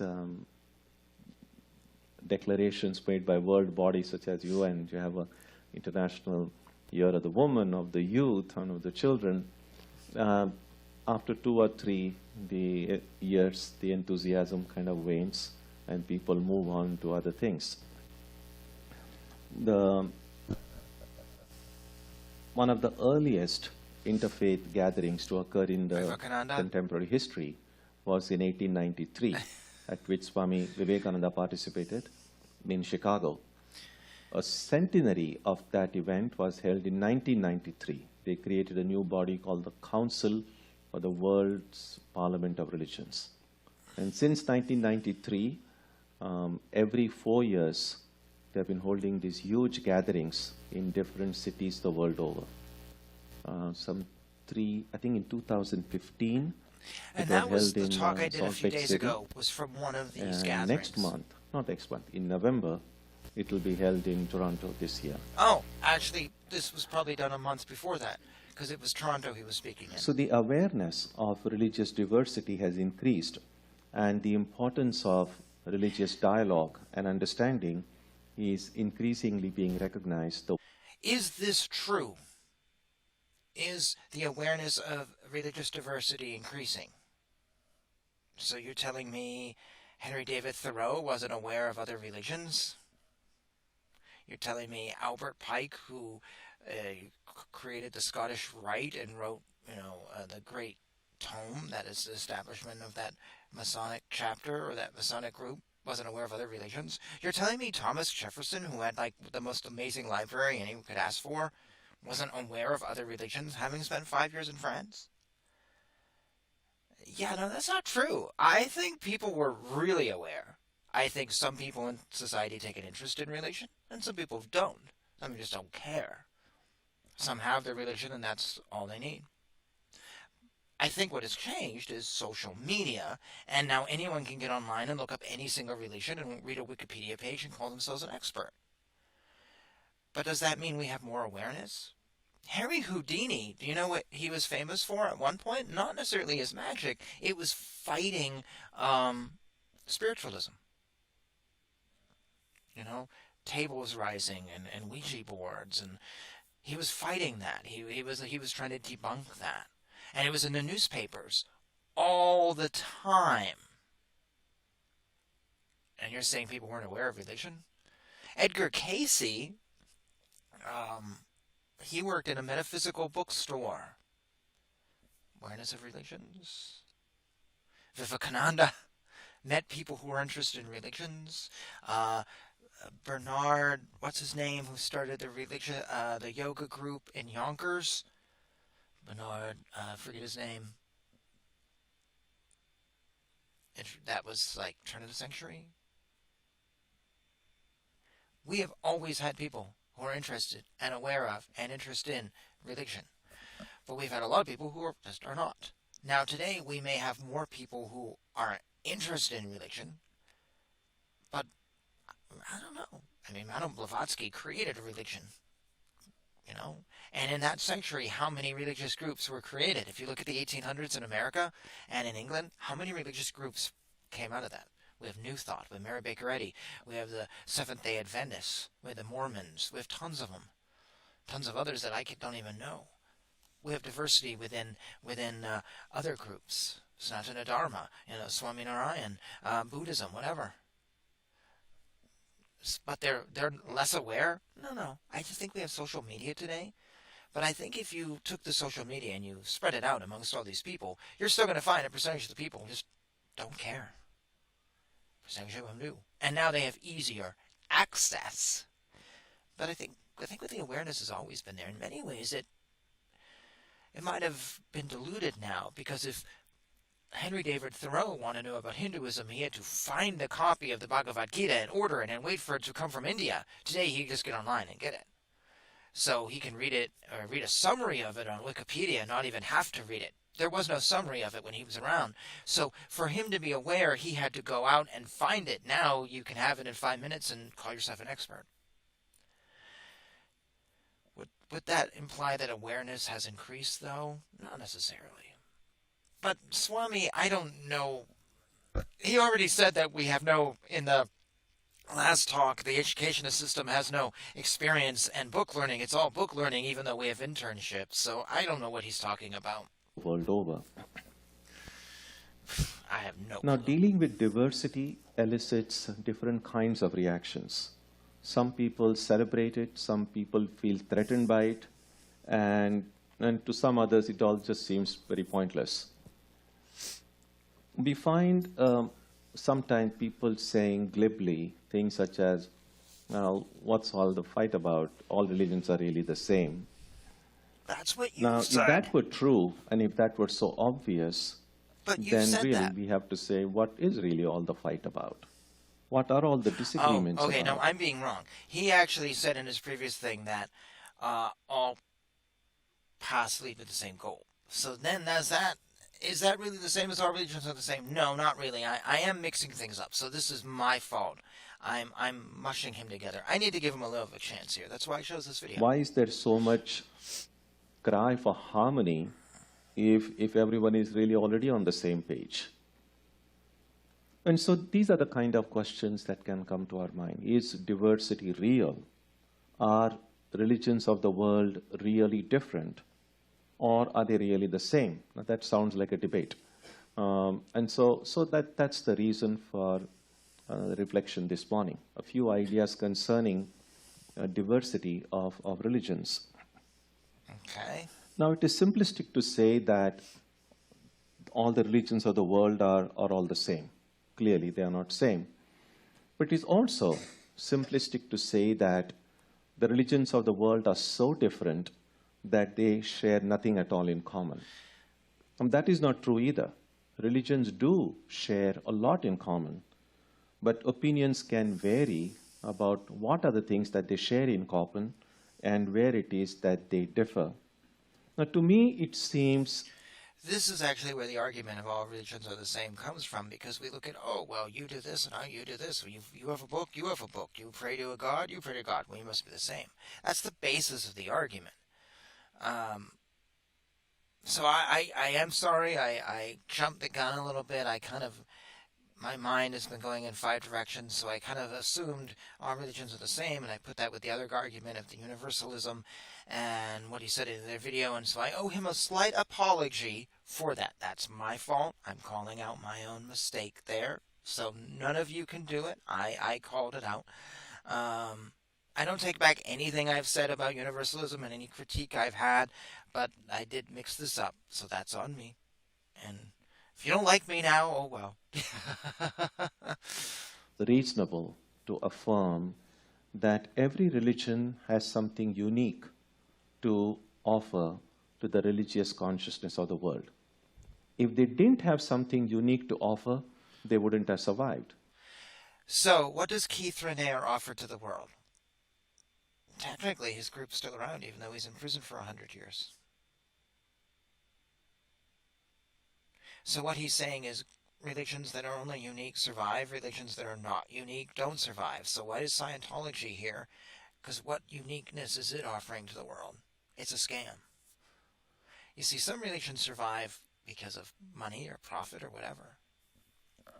And then we have people who don't have religions like Deepak Chopra who aren't offering really anything unique other than just a gibberish consolidation of anything that'll make money. He's not a religion, but he goes on. Was not dead yet, so will he survive? I don't know. It's not that easy. The world is very nuanced. And a bad guru can die and their organization keeps going. So I guess that bad guru has something unique to offer. When we speak about survival of the fittest in evolutionary theory, but Business that's true with everything in the world. Keeps things going. Money. So if anything is surviving to this day, whether it's religion or any philosophy or whatever, it has something to contribute. The moment anything becomes completely useless, it'll die out. So that's one thing that seems... I don't know. We can market a religion that is completely useless from a guru who's dead, who may have been a faker, and just keep it going because people are deluded and they're looking for something and they think this is it, you know. And yes, the religion may shrink over time, but you know what I'm saying? Also, what about religions that have faded away that had beneficial things? Is he saying, well, they were only benefit for a short amount of time and they're not as beneficial as something else? I think he's losing some gray area here. Obvious to me that every religion has something unique, something special to offer to the collective religious consciousness what does of Keith the world. Raniere offer? Because what if does it Scientology didn't, offer? not only, as I said, it would not survive for long, but it would not even be then a religion in the truest sense of the term. Wow, so Scientology is not a religion if I say there's nothing It's unique in sometimes it? helpful to recognize that Define that. What does that mean, religions sir? can be Stop. seen. Define. It would not be religion in the truest sense of the term, but you're now onto something else, I believe. What is the truest sense of the term? How are you defining religion? It just moved on. It's a feel-good phrase. He just said this, and I'm sure there's people going, oh yes, quite true. But what is the definition of religion in the truest form? Please define your words. Why? Because it's not that you're necessarily wrong, but the sense of misinterpretation can come up very quickly. I can misinterpret you, someone else can misinterpret you when you don't define the words. And also something like true religion is very vague.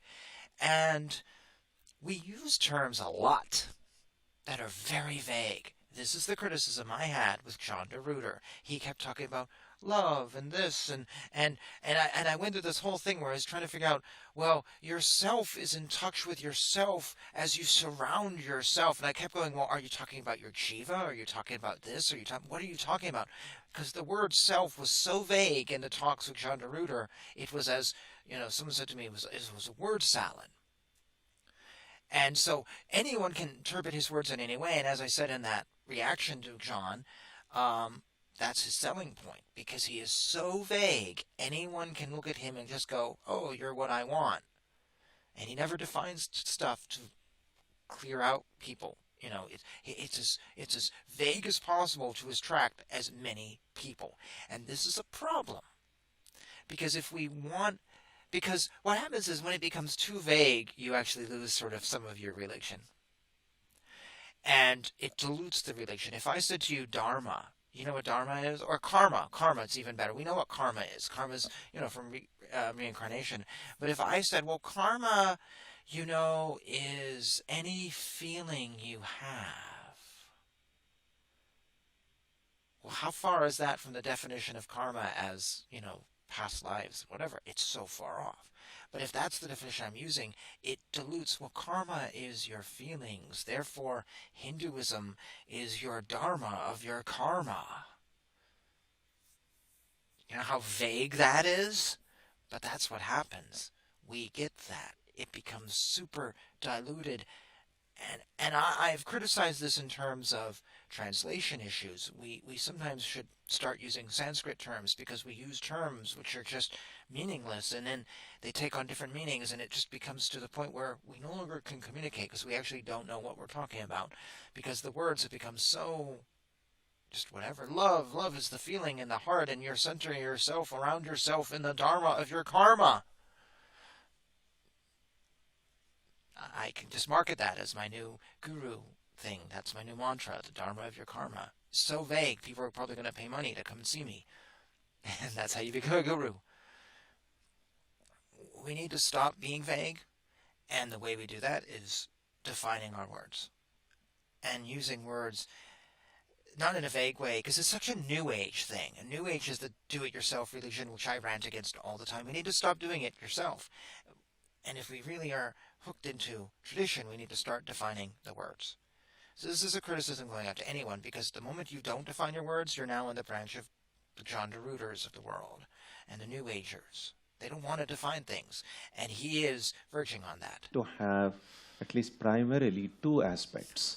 There is the social aspect of religion, which is often based on culture, on language, and the symbols and the images that emerge from that. Yeah. And the second aspect of religion is the experiential aspect, which is based on the direct experience of what lies beyond the senses. Now, this has given rise to the idea that the religions of the world are different in their social aspect, but the same essentially in their experiential aspect. Now, this idea is welcomed by many, but it also raises several questions.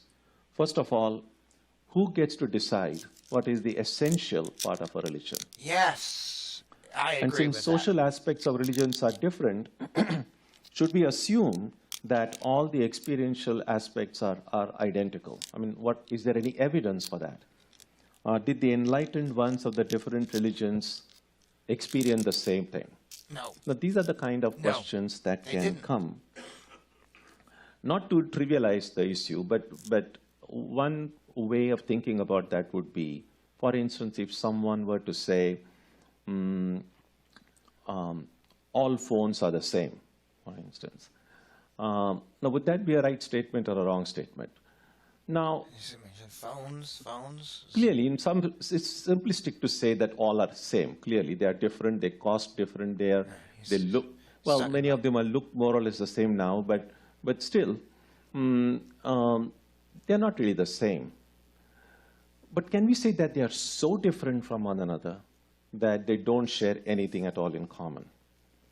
So as long as we continue calling them, each of them a phone, then it would seem that the most essential thing for a phone is the ability to call somebody. I think one of the problems with religion is, as religions grow, they borrow from each other. They are influenced by each other. So it's a very complicated thing, the family tree of religion. Let's say I start a religion today, the Premanandas religion. We're going to be the Premanandasites. And we're not Hindu, we're not anything. We are a brand new thing. We're like Adida and Adidam. We're just its own thing. The thing is, I have studied these other religions, and since I am the founder, those other religions are going to be incorporated into my religion. And then as someone else takes over, their influence will come in. This always happens. And this makes the history of religion very convoluted, because anyone who founds a religion doesn't do it in a bubble. Even Muhammad, started Islam, prophet revealed, scriptures, but he had the Old Testament there, and he was influenced by his culture. Everyone is influenced by their culture. I mentioned Albert Pike, who wrote the book, which I'm blanking, and I've read it like 3 times. He wrote the Scottish Rite, and I always say the criticism of this book is it's reflective of all the books in his library, but doesn't really mention anything that wasn't a book in his library. So you hardly see any Buddhism in Freemasonry, because there was no Buddhism in Albert Pike's library. There was hardly any Zen or Hinduism in his library, and there's nothing there. And so, and those cultures were largely unexplored at the time. So his book, Morals and Dogmas, that's the name of it, is influenced by what he read. And this is the problem we have. None of these religions are created in a bubble. So even if you are a prophet, you're still influenced by outside things. And it's really hard to say, well, this is different and that's different and this is the same. Well, yeah, of course, Mary Baker Eddy can be compared to Hinduism, because in the first edition of Science and Health and Creative Scriptures, she mentioned the Bhagavad Gita, which is a book she had read. It's a tough decision with this debate, because you really have to break it down into, well, are we the same because of a natural thing, or because the teacher had some influence, or whatever.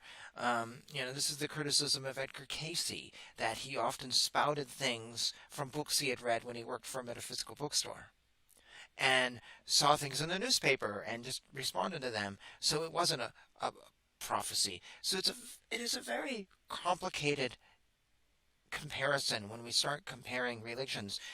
And I think most people don't really do it so well. They want to show that all religions are the same, but you really do have to break things down a little bit if you want to get to the core of this family tree. Now, of course, the family tree goes back to the Sanatana Dharma as being the parent of, I'd say, all, if not most, religions, if you believe the history books. Or to receive somebody's call. And that pretty much all phones do, including a flip phone.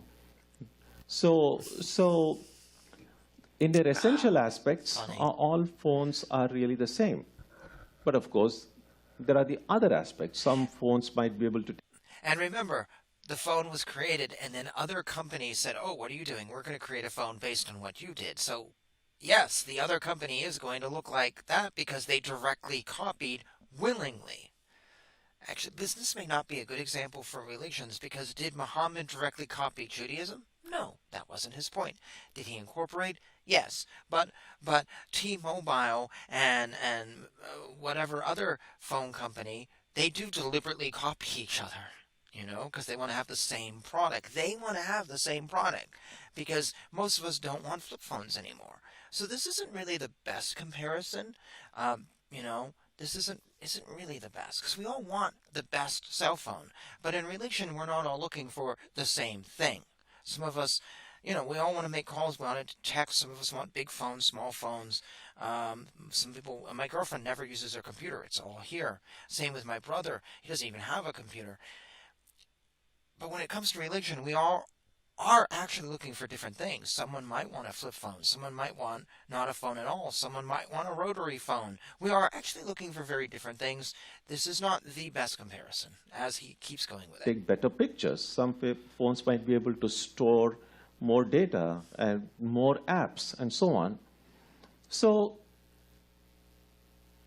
the religious issue is a little bit like that. When you say that all religions are same or they're different. So the important thing is, where they differ, does it really matter where they differ?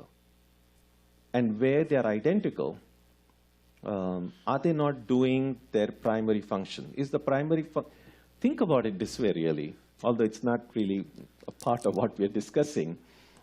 Those of us who have a smartphone, lot of times now, people do a lot of things other than what a phone is supposed to do. The phone now substitutes for a camera, it substitutes like a small little computer, which really it is. And what if we don't use the phone, pretty much hardly call anybody or receive any call, but we just use it because it's got a great camera or it is able to do these things. I think he's that is possible, and I know a few people who do, who use phones mainly for the other benefits it has. Same thing can happen with religion too. That what is it that attracts me to a religion? Is it what the essential aspect of religion is, or all these other ancillary benefits that can come by being part of a religious tradition? But again, as I said, there are still debates about, in the phone, I think probably most of us might agree that the primary function of the phone is to call people or to receive calls. But some people might even debate that. So is it an argument the in any primary case, function? as I said, this is just a very rough analogy about the two issues. The primary problem, as it seems to me, is the problem of words, because none of these questions that I raised earlier are easy to answer, because there is no universally accepted definition of the word religion. No, but there are plenty of definitions of religion. If I am a fan of Star Trek, and I have a Star Trek costume, and I go to Comic Cons, and a bunch of other people do, am I part of a religion? No, no one would say that. We have definitions. We have different definitions that are longer and shorter. I've talked about those in previous shows. I thought he was going to say, so the phone, the primary reasoning for the phone is to make calls, but now some people don't use it for that. They do use it for other things. I thought he would then go into what the primary definition or the primary use of religion is. Why do we go to religion? Maybe he will still. And what to speak of words and phrases such as God or the goal of life, enlightenment. I mean, we use these words, but there is no universal agreement about what these words really mean. But you already said true religion, The assuming word that everyone God agreed brings with you. different bells in different minds. Or knew what you meant. So we hear the same word, word, but we don't necessarily register the same meaning inside our heads. So let's look at religion. What makes anything a religion? Okay. Does something become a religion just because people identify it as religion? Now, is religion primarily a social phenomenon, or is it primarily a religious quest or a spiritual quest? You can have religion. Now, religion to many is inseparable from their social lives and relationships. That's true. And for others, it is primarily concerned with their relationship with God and only secondarily with the world. So this is where people like to differentiate, well, spiritual versus religion. You don't go to church, so you're spiritual. But I don't know. I think the definition of spiritual has changed. The definition of religion has changed to a point where many of us define religion as organized. And there's a big push, and I talk about this in other episodes, to be against organized religion. Be spiritual, that's unorganized. And I've criticized that. So all these words, he's asking a good question. We should give us, whatever, different answers. Well, that brings us to the definition of God.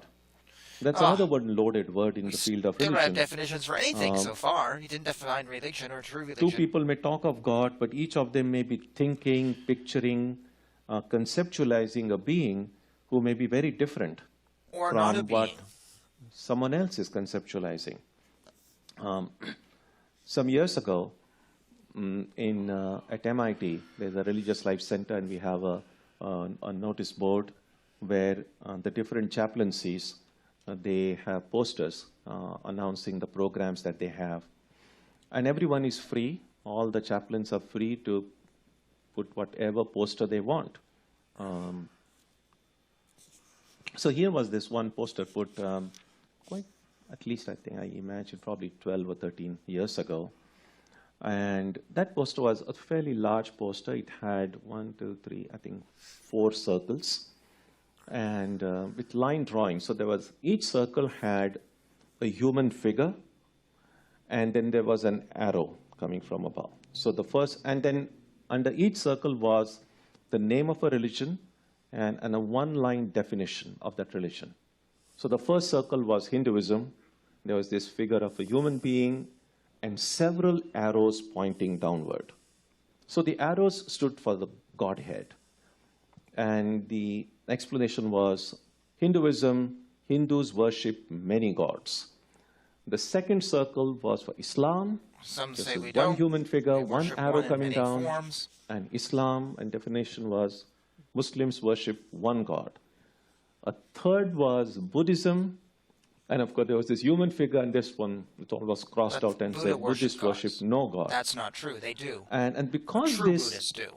Traditional poster Buddhists, was put by authentic. one evangelical group on the campus, the fourth circle was a larger circle. There's again this human figure and a big golden arrow coming down, which said, but Christians worship a God who is loving, who is kind, who answers your prayers, and it was a kind of a big paragraph underneath that. That would be great for one of my podcasts. I saw that Christian poster, lies. and you can imagine what I thought of it. But I didn't react. I thought, let me just wait and see what others think about it. Fair. And again, as many of you can imagine, there was no reaction because very few people go to the Religious Life Center anyway. Like MIT. And so after a month or two, when we had our monthly chaplains meeting, so I thought that might be a good time to raise this question. And I said that poster has been up on the board, the notice board, for a couple of months. And I said, I'm not able to recognize myself in that poster. And I said that while everyone should be free to define their own tradition in their own way, we have to be really very careful when we take it upon ourselves to define someone else. He's right. Yet this is what we do. This is how humans naturally work. The irony is, I have criticized him for spouting Christian ideas put onto Bharat. This has been my major criticism of him, that he spouts a foreign religion's view of a group they didn't like and a way to change that group. So his belief system is actually of another religion critiquing him, his religion. So he's contradicting himself. Yet again. Make sure that we all do. I do it too, I know. But this is a very clear contradiction. If he's even spouted lies saying that they're part of his tradition and they're not. They were put on him from another religion, trying to reinterpret his. Someone else's tradition. And so he's against it while spouting. So I actually didn't even know who exactly had put up that poster. And the chaplain sitting next to me was the one who had put it up. And he was very kind, and I think the Christian chaplain put it up. I don't think he realized how offensive it could have been to other people. So he was pretty innocent about it. And so immediately when he saw that it was not going down well, so he apologized, and the poster was removed. I mentioned all this story only to show that the word God is a very loaded word. And if we look at other traditions from our own lenses, then we may not get an accurate picture. And so that was... You're right. He's right about this. This is why Scientology is actually a true religion, even though it was written as a novel and the L. Ron Hubbard decided he could save on taxes by declaring himself a religion. It is actually a true religion. Because I want to look at it through its point of view. And this is why NXIVM, whatever, Keith Raniere, one of these days I'll remember the correct whatever, is a true religion, because through his eyes he is a true teacher. And Jim Jones was a true teacher. David Koresh was a true teacher. Charles Manson was a true teacher. These are true religions. Is anyone going to say that? Is anyone going to say that? And they're unique religions according to this teacher, you see. He is right in where he's going, but the problem is these things, if we sort of fall into the philosophical trap that they open, they're loaded. The philosophical traps are loaded. They're not. It's almost, yeah. I don't know. Whatever. I'm being nice in this video, maybe. The interesting things that happen. And so when we look at these different words in different traditions, we think about, the word God is in English language. And when we hear about God or Allah, or in Sanskrit, we say Ishvara. We know in the closing prayer that we do, the Great Spirit, and many of the Native Americans call it, or even emptiness, as the Buddhists say. We wonder whether these names are different. Theologically, the descriptions seem different. So are they really pointing to the same truth or being, but conceived in a different way? No. Because they are being the same truth viewed through the lenses of different minds, through different... this is a question that Sri Dharma Acharya says in the book I showed earlier. I'm going to use Scientology since I just mentioned it. Is a person who is in Scientology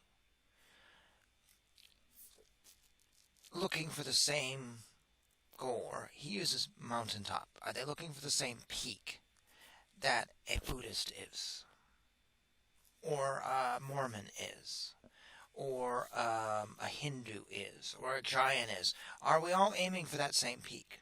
Does this peak offer the exact same thing to all of us? That's the question he says in this book. You can read the book to find out the answer. Plug. Cultural backgrounds, cultural imageries, because we grow up with the symbols and images in our mind, which are influenced by the culture and language that we grow up with. True. And so is it possible to say that they are all different readings of the same being, the same truth? Now, because the lenses are different. So let's put this in another way. Are all religions looking at this peak right here and describing it in a different way? That's kind of the question I just asked, but from a different point of view. Are all religions describing that peak, or are some this peak, or are some this peak? Are they? And when we also ask this question, notice how we always say it, are all religions. So was the, who's the Halley's Comet folks that died waiting for the comet to come down? Were they aiming for the same peak that I, as a member of Sanatana Dharma, are aiming for? And in which case, why did they kill themselves? Was it just a different reading of me? So when I read the Upanishads and they read their text by their gray-haired old man, it's the same peak? Is it?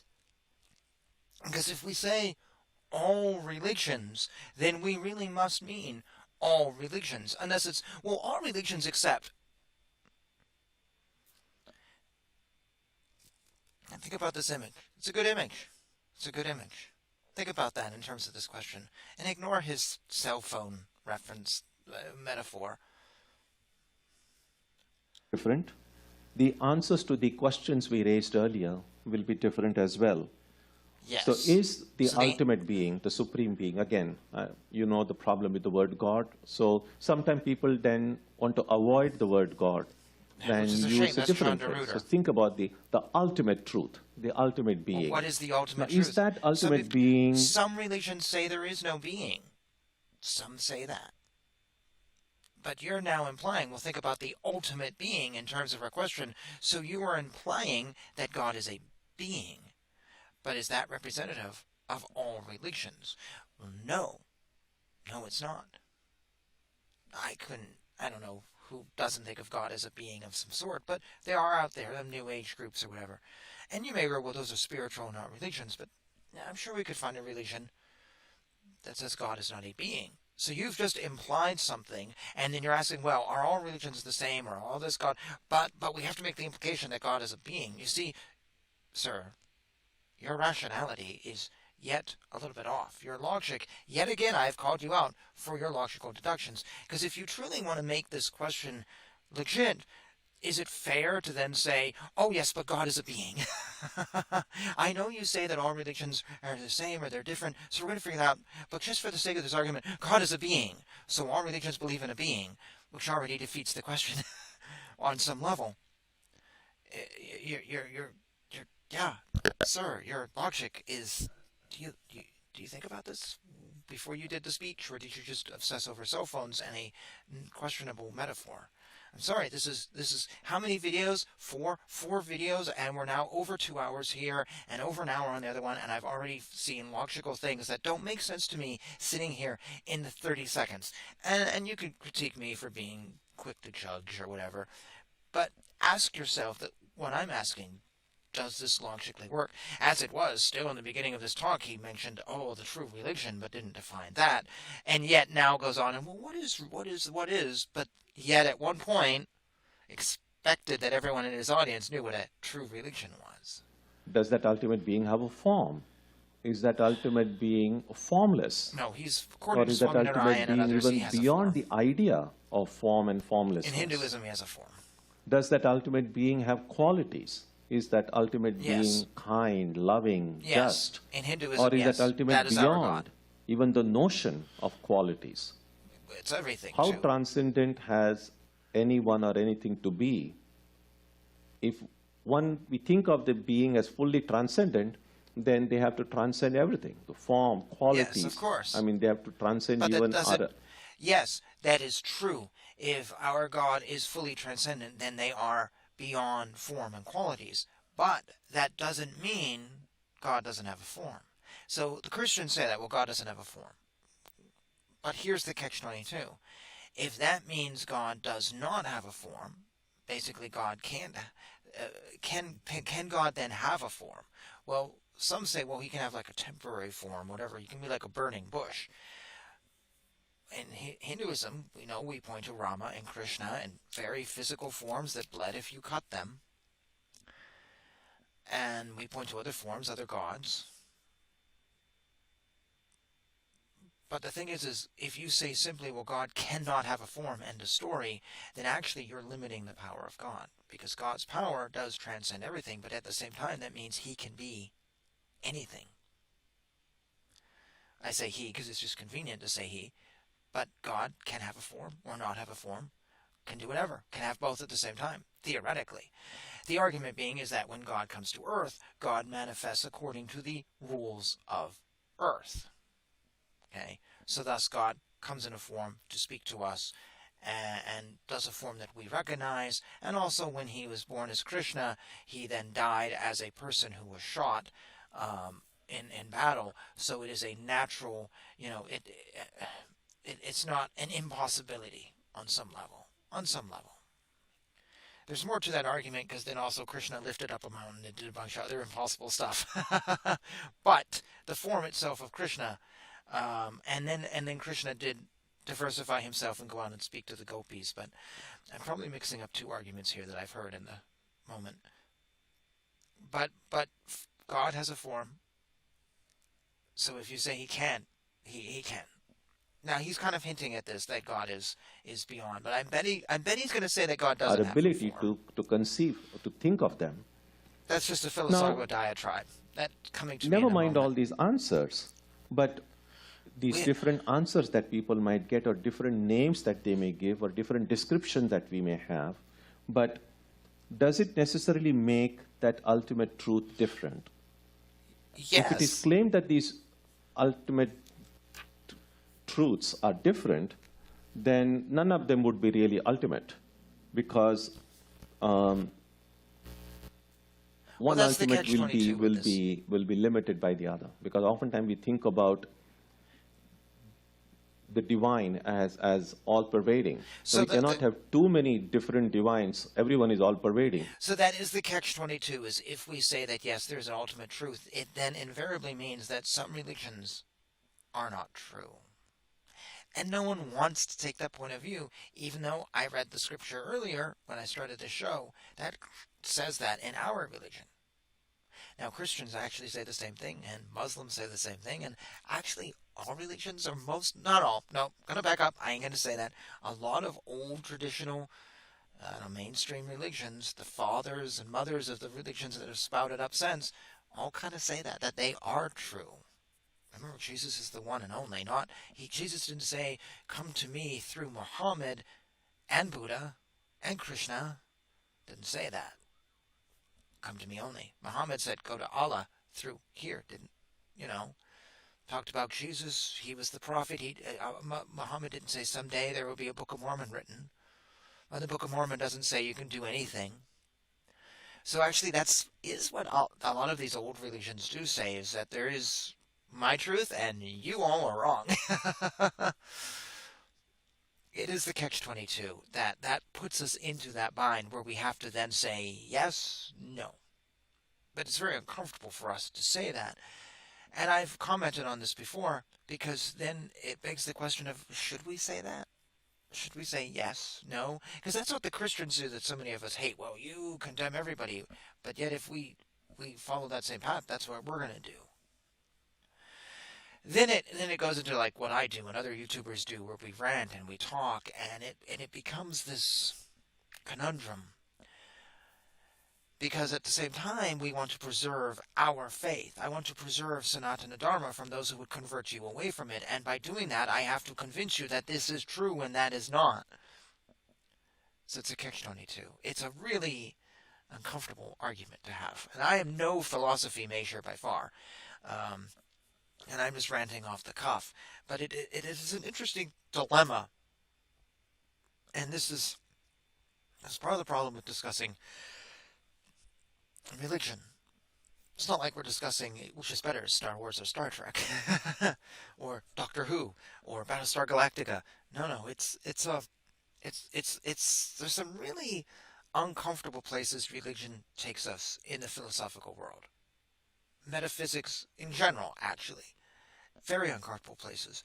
But I think we really do need to sometimes be willing to go there. To get to the answer, if that's the answer we want. It may not be. The answer might be here, but we're going here. This has been a very helpful book today. Please check it out. Okay, back to Swamiji.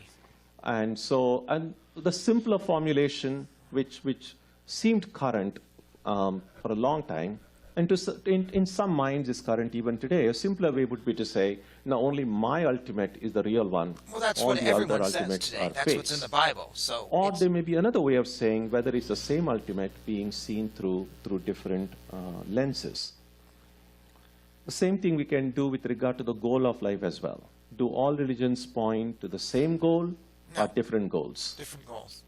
One of the professors in BU, I think, some years ago wrote a book, because the popular analogy is that all are different roads going to the top of the mountain. That's what you said in your own so talk, so you contradict one of the your books own talk, that one of the academic, depend on academics to throw up questions we never had in our minds before. Oh my God. So suggested that, Oh my gosh. it probably could be many different mountains everyone is climbing. So forget about kind of finding unity.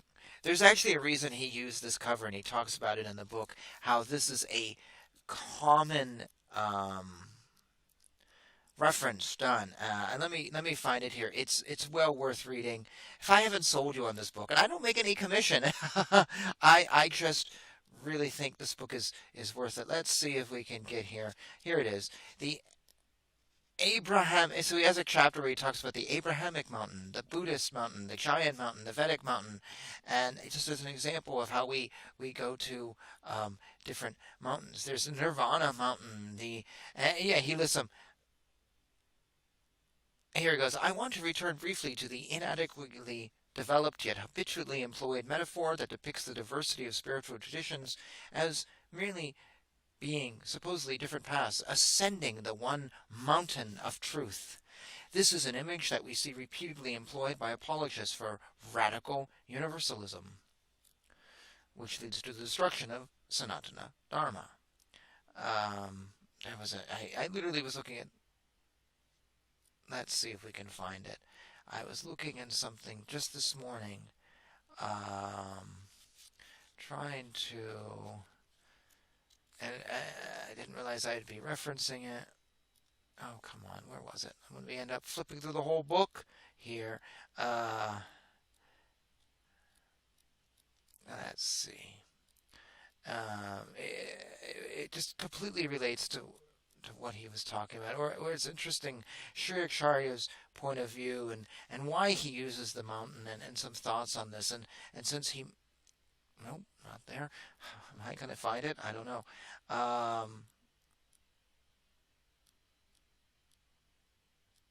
Oh, goodness sakes.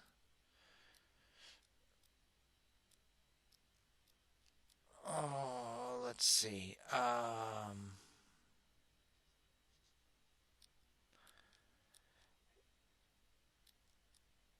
The great spiritual mountain. Oh, here it is.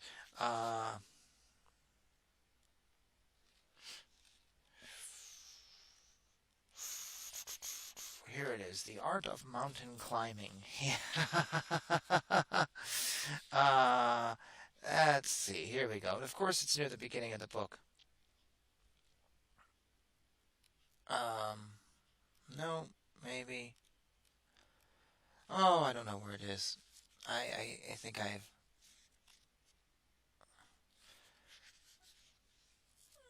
Oh, the mountain metaphor. Here he goes. So, of course, it's near the beginning of the book, excuse me.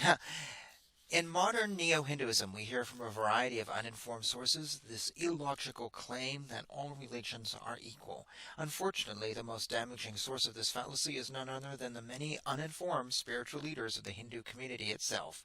I have been to numerous religious talks where a grinning but woefully unknowledgeable guru will provide his gullible audience with the following tediously parroted metaphor, what I call the mountain metaphor. It goes something like this.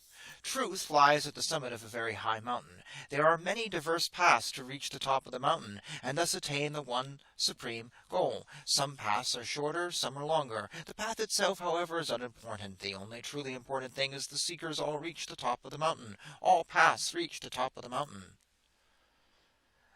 While this simplistic metaphor might even seem compelling at cursory glance, it leaves out a very important elemental supposition. It makes the unfounded assumption that everyone wants to get to the top of the same mountain. And then he goes on, talking about the contradictions within religious universalism. So, just a little side here from Sri Acharya. You're kind of increasing the diversity We'll that see where exists. Swamiji goes with it, So, though. do all the religions point to the same goal? Now, there is no way to affirm that for the Christian salvation or the Buddhist nirvana or the Vedantic moksha, they are one and the same. Because That's not true. only the words different, but the way these goals are described are different as well. Therefore, we can't... But again, if we dig deeper, if we kind of cut through all the dense forest of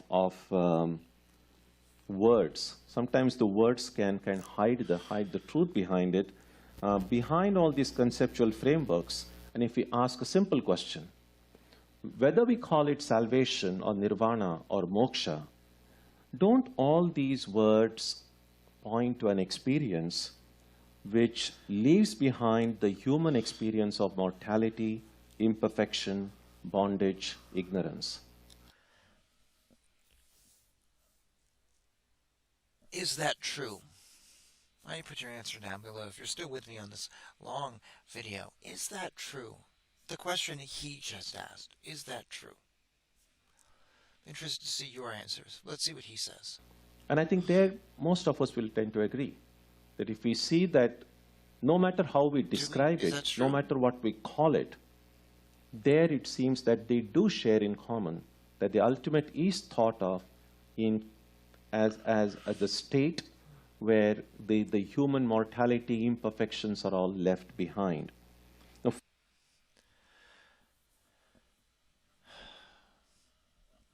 So, in Islam, you get what, 99 virgins or 89 virgins that join you in heaven to suck your dick?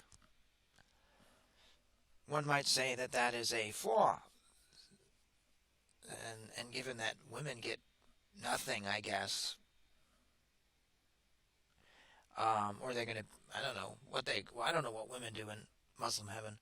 But one might say that is a flaw because the sexual urges are a distraction from God. So according to him, when you reach the end, you leave behind your flaws. So that would be implying that if you go to Muslim heaven, have all your virgins, have sex for the rest of your eternal life, then this drive for sexual gratification is not a flaw. Then wouldn't that imply that? Thus, when Ramanuja or Sri Chaitanya or Swami Prabhupada talk about the sex drive and how you shouldn't go around screwing every woman you see, they're wrong, you see, because Muhammad released this information, right? Freed from these theological trappings, it does seem that all these different words, salvation, moksha, nirvana, and so on, they all point to the experience. Notice what word he leaves out. Moksha, nirvana, salvation. But no, he doesn't leave out salvation. So I was thinking he left out the Christian word, but salvation was there. Moksha and salvation, are they really the same thing? Because let's say you're one of the ones who go to heaven. Yes, we could agree with him. In that case, you purge your negative things. But let's say you're one of the ones who go to hell and you're punished. Is that the same as moksha, where you live in eternal bliss and you lose your personality or you gain your personality, according if you're Buddhist or you're Hindu? Is that the same as burning in hell for all eternity? Is that really the same? So nirvana has me lose my personality, moksha has me retain it, and I got salvation, but I did something bad, and now I burn in hell. That's all the same? I guess he's assuming most people go to heaven. Of something that every one of us seeks.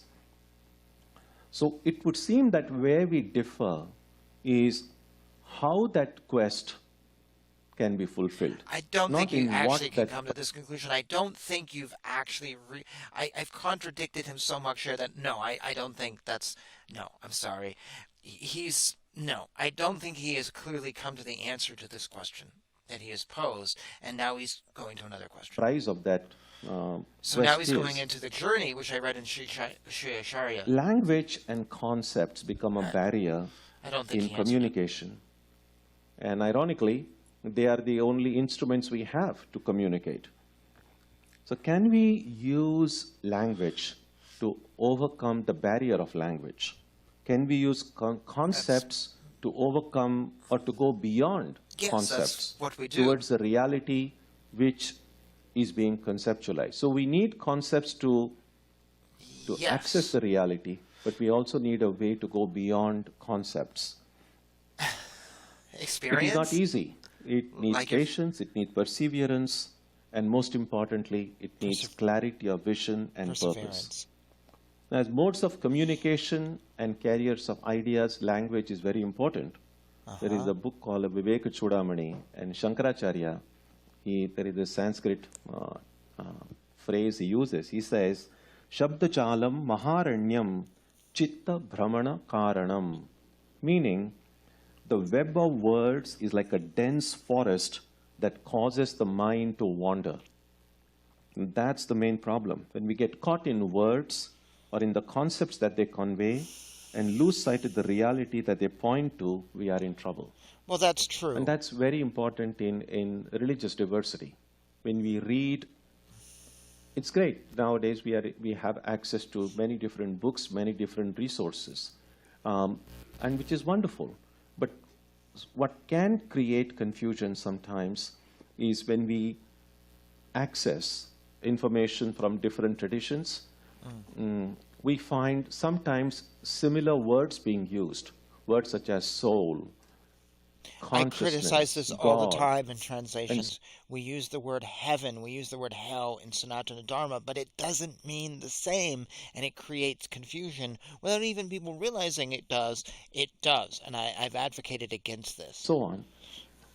Now, just because you find the same words across traditions to automatically translate in our mind that all these words mean exactly how I understand them, that creates confusion. So it's better. Yeah, he's totally right on this. I've used the example of people arguing that Sanatana Dharma writes about hell in Canto 5 of the Srimad Bhagavatam. The Bible writes about hell. I don't know, does it something, or something in Christianity writes about hell. And thus people have said, and I've seen this, well, obviously there is a hell, and it's the same place. They're both describing the same place, because they both say the word hell. But they don't.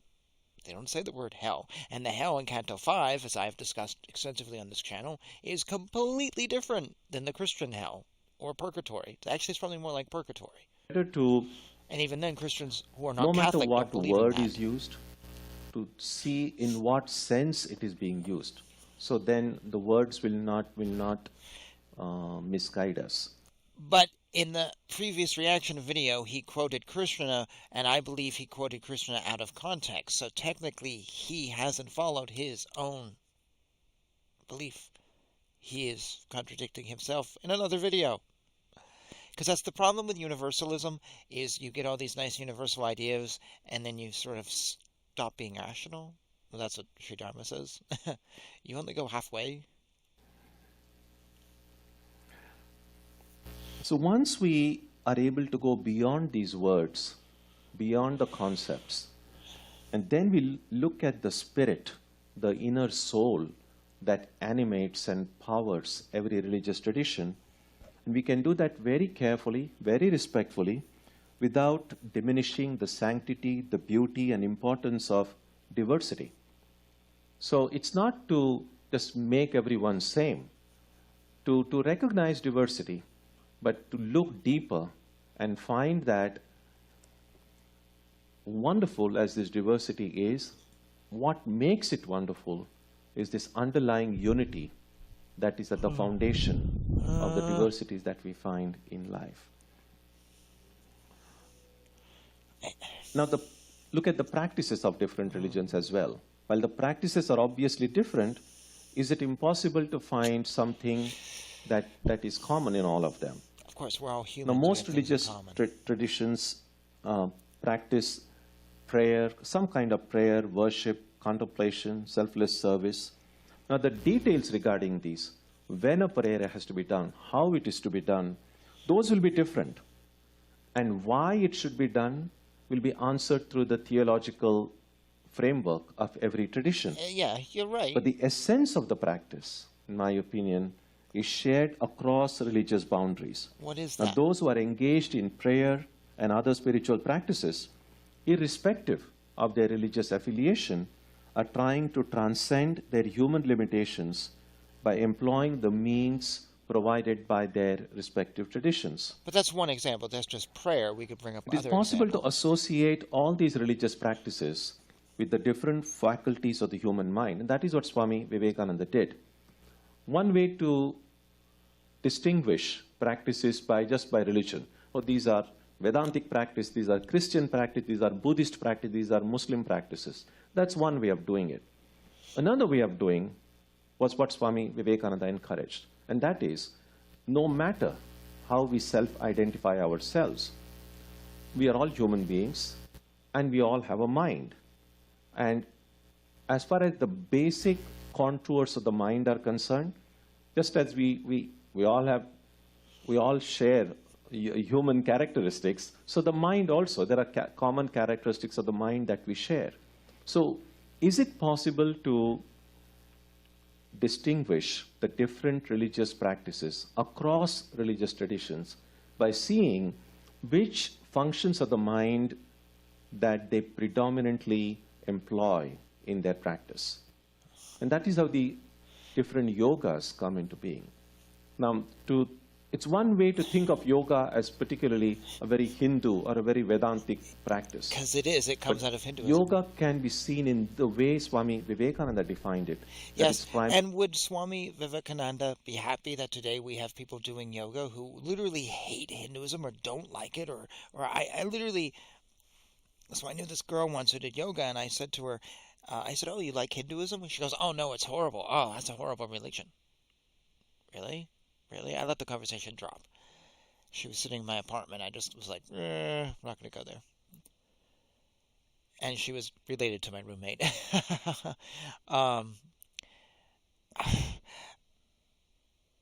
So Swami Vivekananda would have no problem with people doing yoga who believe in nothing Hinduism at all. Nothing at all. And then go to India and teach that yoga, or try to teach that yoga to people in India, saying, well, we have the authentic tradition that we stole from you, that we took all the soul out of. He would be fine with that. A lot of us aren't. A lot of us are not fine with that. Merely a spiritual practice. The mortal creature trying to break through that barrier of mortality and find immortality. You see, that's okay. The human trying to reach out to the divine, using the only instruments we have, the body and mind. And so, looking upon yoga as that kind of a reaching out to the divine, using the mind that we have, and then the 4 yogas that we have. So, but not the everyone's religious looking, practices that... But people who do yoga aren't all reaching out to the divine. Dominantly employ the reasoning faculty. All of those practices can be grouped together under one head. And in Sanskrit, they just called it Jnana Yoga, the yoga of knowledge. Similarly, all the spiritual practices which predominantly employ the affective function, that is the function of the feelings and emotions within us.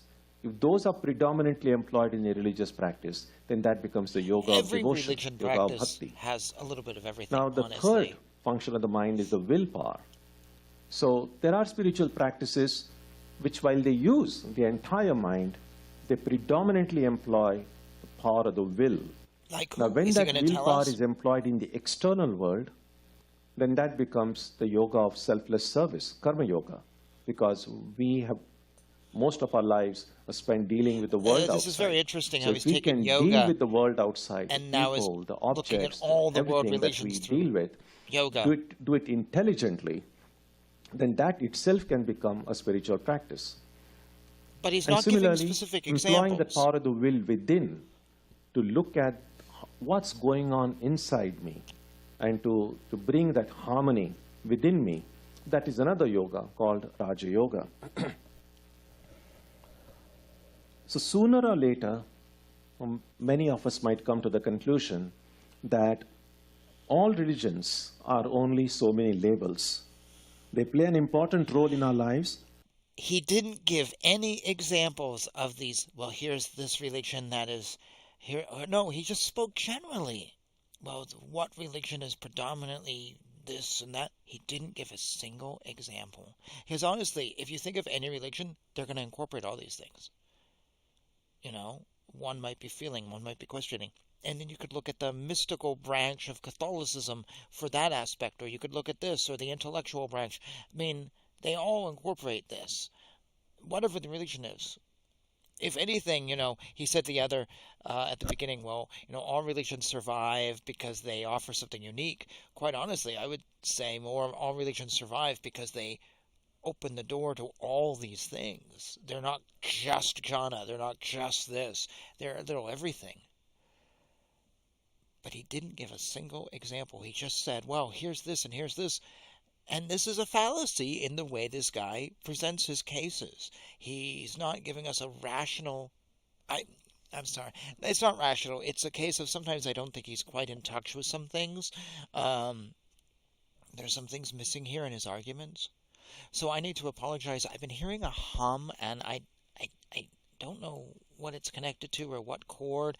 So my apologies for that if you're hearing that. Also, I should just let you know I stopped the stream.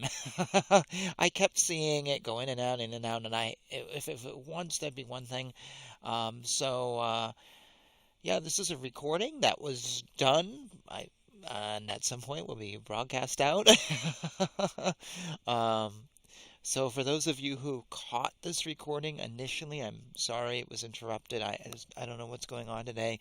It's maybe going to be a few days before I, um, you know, broadcast this again because I don't want it to go in and out or in and out. So, yeah. I think I ended the stream. Well, I didn't technically end it. I just, it should be on the channel, and now I'm kind of worried. So, my apologies. My apologies for some interruptions and doing this after the fact. Yeah, I just want the best experience. So not that you need to know that. I could have done this entire thing and none of you would have known that this is pre-recorded. But it is. And I just do that to be fair, to let you know what you're watching isn't completely live. And that also explains why I've shut down the comment box, because as this is going out, I'm not sitting here. And this is a long show. We have another little while to go. And so if you're still with me, I'm also going to take this moment to say thank you for hanging out with me for this very, very long show. But it's good to not remain confined to any single label forever. At some point, our consciousness must rise beyond what each of us sees as my religion. There is a religion with a capital R that transcends all religions with a small r. Oh, wow. Being a citizen of one country is good and helpful, but at some level we must realize also that we are simultaneously citizens of the world. So all religions the same is true sort of in the field of religion as well. I sometimes like to think of a religious world as an international multilingual school. Now where, let's say in this international multilingual school, all the courses are taught in many different languages. So the same course is taught in a bunch of languages because it has to cater to people from all over the world. Now consider this. If you walk inside a class that is being taught in a language that you don't understand, then all you hear is just sound, which means nothing to you. But if you look at the students taking that class, you will see on their faces that what is being taught is making perfect sense to them. It is meaningful to them because they understand the language in which it is being taught. It is bringing them joy, it is bringing them fulfillment, just as your own class, taught in the language that you understand, brings you meaning and fulfillment as well. What is more, those students in the other class are learning exactly the same thing that you are learning, just in a different language. And just because I don't understand that language does not mean that those students are doing something meaningless or doing something pointless or just doing something superstitious. Are people in Scientology learning the exact same thing I learn when I read the Srimad Bhagavatam? Are they? He hasn't really, for me, answered any questions. He's asked a lot of good questions, but yeah, I'm just. He's really avoided giving a definitive answer, because I think the definitive answer would say one or another, yes or no, and his audience, I don't think wants to hear that. Now, just as we are able to see education as a process of learning, no matter in what language that learning occurs, or under what teacher that learning occurs, or what instruments are used in the process of that learning, because the process of education is the same. In the same way, it is possible to see that many religions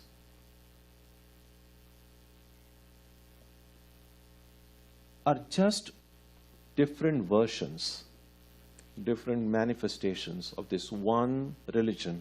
So they are all the same. And religion understood in the sense of the process about learning about life or learning about ourselves. See, that's okay. The process of But learning he's about basically saying the it all comes meaning down to all being and one. purpose of existence.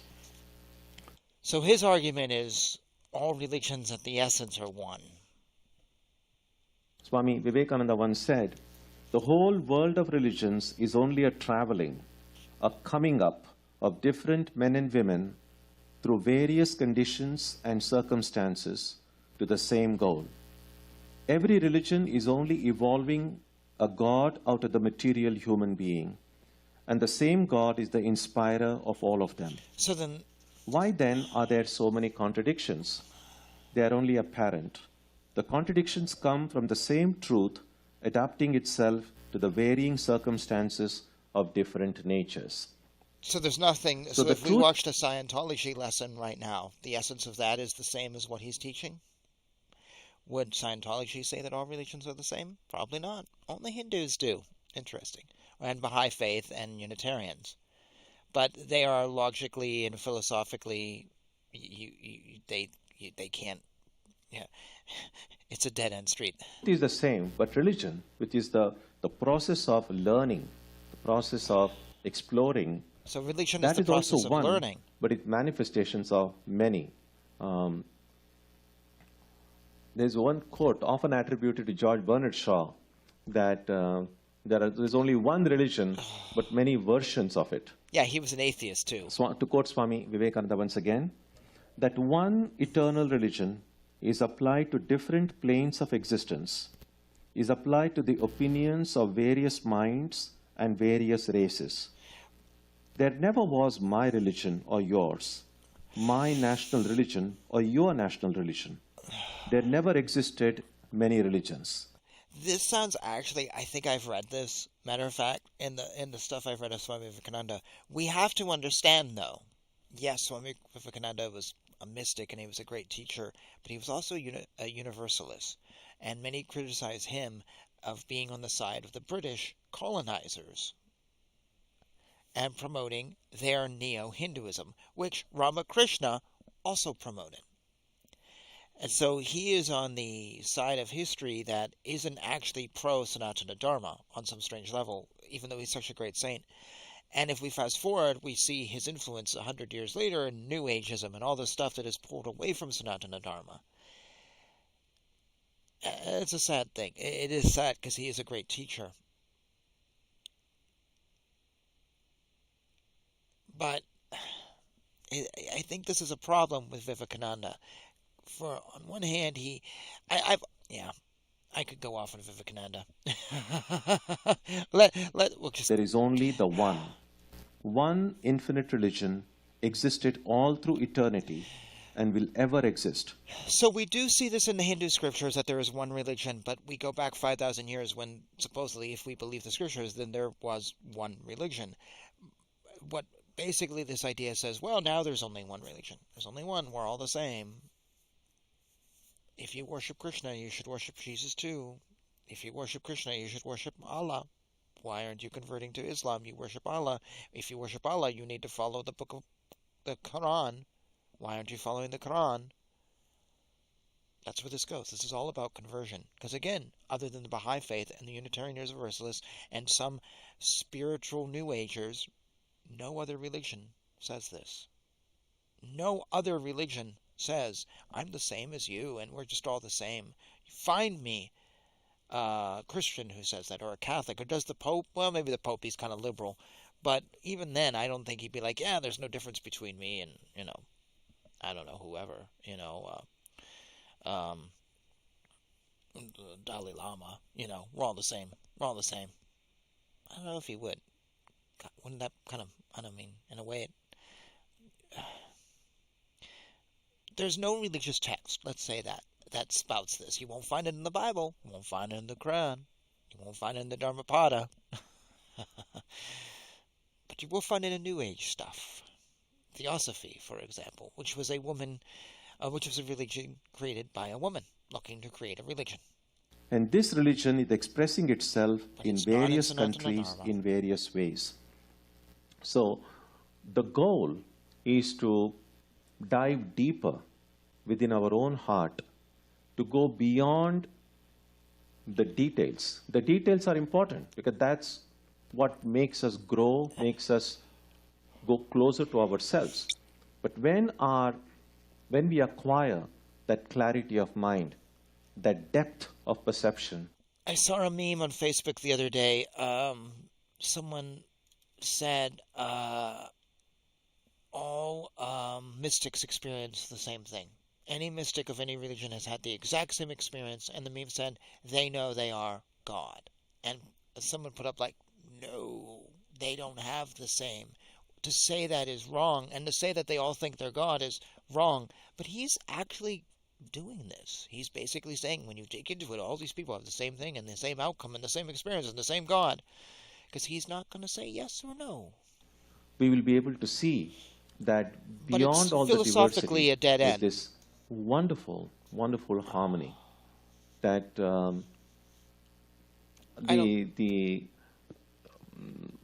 again, the analogy that often gets described not only in I don't think we see a harmony when you break it down. We see a teachings philosophical of great one, but also through songs and through music.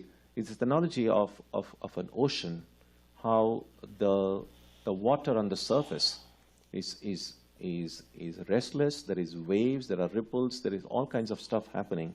But as we dive deeper and deeper and deeper, we just see that it's all still. If you go to the bottom of the Atlantic or the Pacific, you'll just find everything is completely still. And all the trouble is only on the top. Same thing with the mind. The more we are able to dive deep inside our own minds, all these contradictions and unresolved conflicts that we find on the surface, everything gets very miraculously resolved inside. Not often in a very rational way, but all the ones whom today we see as enlightened, or again, the word enlightened, as I said, can be understood in many ways. But whichever way we see and adore these extraordinary beings like who? At different parts of the world, at different points in history, like who? They had touched some deeper core within their heart. Like who? And it is that touching of that deeper core that helped them go beyond all these contradictions that we encounter in our daily life. Makes a difference. So if we keep these ideas in mind, then the presence of different religions will not be a source of worry or fear or confusion. In and through every prayer, every form of worship, every scripture, we will see the multifarious, multilingual, multicultural efforts to transcend human limitations and attain to everlasting fulfillment, freedom, and bliss. So these are some of the ideas we can reflect over, and in addition to more ideas and thoughts that might come as a result of experiences that we have all had in our life, dealing with diversity, dealing with multiplicity in very different ways, and see whether as we digest all these experiences and ideas, a beautiful picture develops in our mind. And when all, it's almost like pieces of a jigsaw puzzle. So when all these pieces are fit into perfectly, a beautiful picture appears. And then everything seems to make sense. But as long as it's a jigsaw puzzle, we have not yet able to figure out where each piece goes. Till that time, we will have questions, we will have doubts. But the good news is, one day that picture will be complete. So long, it won't just happen by itself. It's like someone gives you a gift of a jigsaw puzzle, and you just kind of leave it there and say, oh, one day the picture will be complete now. It won't be complete that way. I'll have to spend time with it, try to see which piece fits where. They have tried to do this. We have a world of scholars. We've had scholars for centuries, beyond centuries. But they've still not really created that one religion. That's the answer to this guy's thesis, is our religion's the same. No, but underneath they're all one. It's all one religion. And the details are a little different. But, you know, when that Muslim murders my family back in India, it's the same religion as me. It's the same religion. You know, it's just the details are different. Oh, no one has created the picture of perfection, that the puzzle pieces all together once, you cleared up all this religion, because it doesn't work at the end.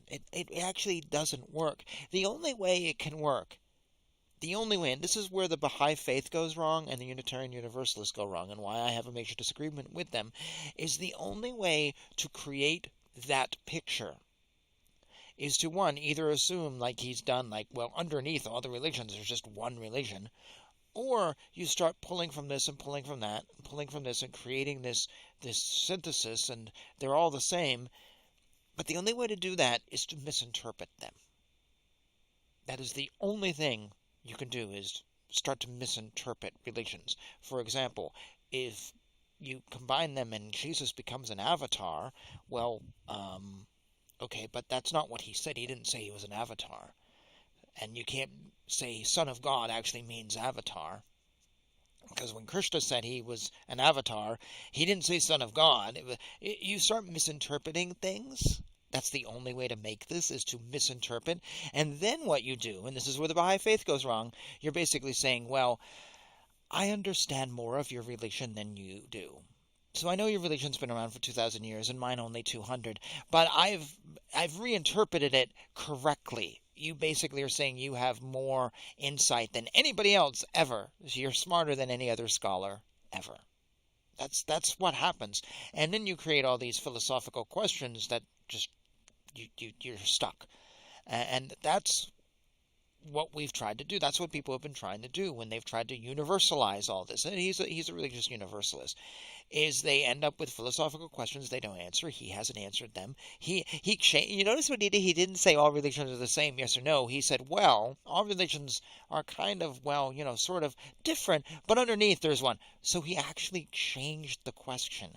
I know a Swami out there, he did a speech on this once online I saw. He goes, well, we shouldn't ask the question, are all religions the same? We should ask the questions, are all religions good? You didn't answer the question, Swami. And by avoiding the question, you're not being honest, and that dishonesty, for me, debunks you as a Swami, according to Swami Prabhupada and Swami Narayan. So for you to change the question to something else that you feel like you can kind of answer, and then describe this hypothetical one religion, that's dishonesty. That's dishonesty. I've already declared this guy's not a true guru or anything. A Swami here is just a title of someone who's a sannyasi. Doesn't mean anything more for me. He's spouting whatever of Neo-Hinduism. Doesn't have to. He could be a part of an authentic thing, but this is a problem. It's not him. Vivekananda had it too. Anyways. We've only got a few minutes left. Sometimes I may put one piece in a wrong place and so on. But if I don't give up, one day I'll be able to put all those pieces in the right place. Nobody has. A beautiful picture will come. Nobody our lives has. are like that. At present, it might seem as if our lives are kind of broken up into many different pieces. And it's a cause of stress, anxiety, worry, questions, doubts, all sorts of things. Now, all that we need to do is recognize the different pieces of our lives and work at putting them together. And believe me, they all will, every piece has some place in that larger picture of my life. And if I'm able to finish that picture, my job is done. So all these great ones that we today worship and adore, call them as prophets, incarnations, saints, enlightened, whatever name you want to call them by. They were the ones who had completed their puzzle. So Satya Sai Baba is the same as perfectly, and Charles they Manson? had given us tips and teachings about how we can go about putting all these pieces together. It's then that diversity is something that can truly be celebrated. Diversity and people often speak about, oh, let's celebrate the diversity. But that celebration is not so wholehearted, partly because that diversity also has this uncertainty, doubts, questions below it. So there is celebration, but these unresolved doubts about it. But when these doubts go away, when these questions are resolved, when this picture is perfect, then we will have a truly great celebration. We can celebrate the diversity and we can recognize the unity that underlies all these things. It's so contemporary in its diversity. It's such a... It's Boston. So he's doing it. We'll just let this roll out to the end here. So I have given Swami more time than any other show that I have done. I have never done a show this long. I skipped lunch. I have... What's he doing? Prayer?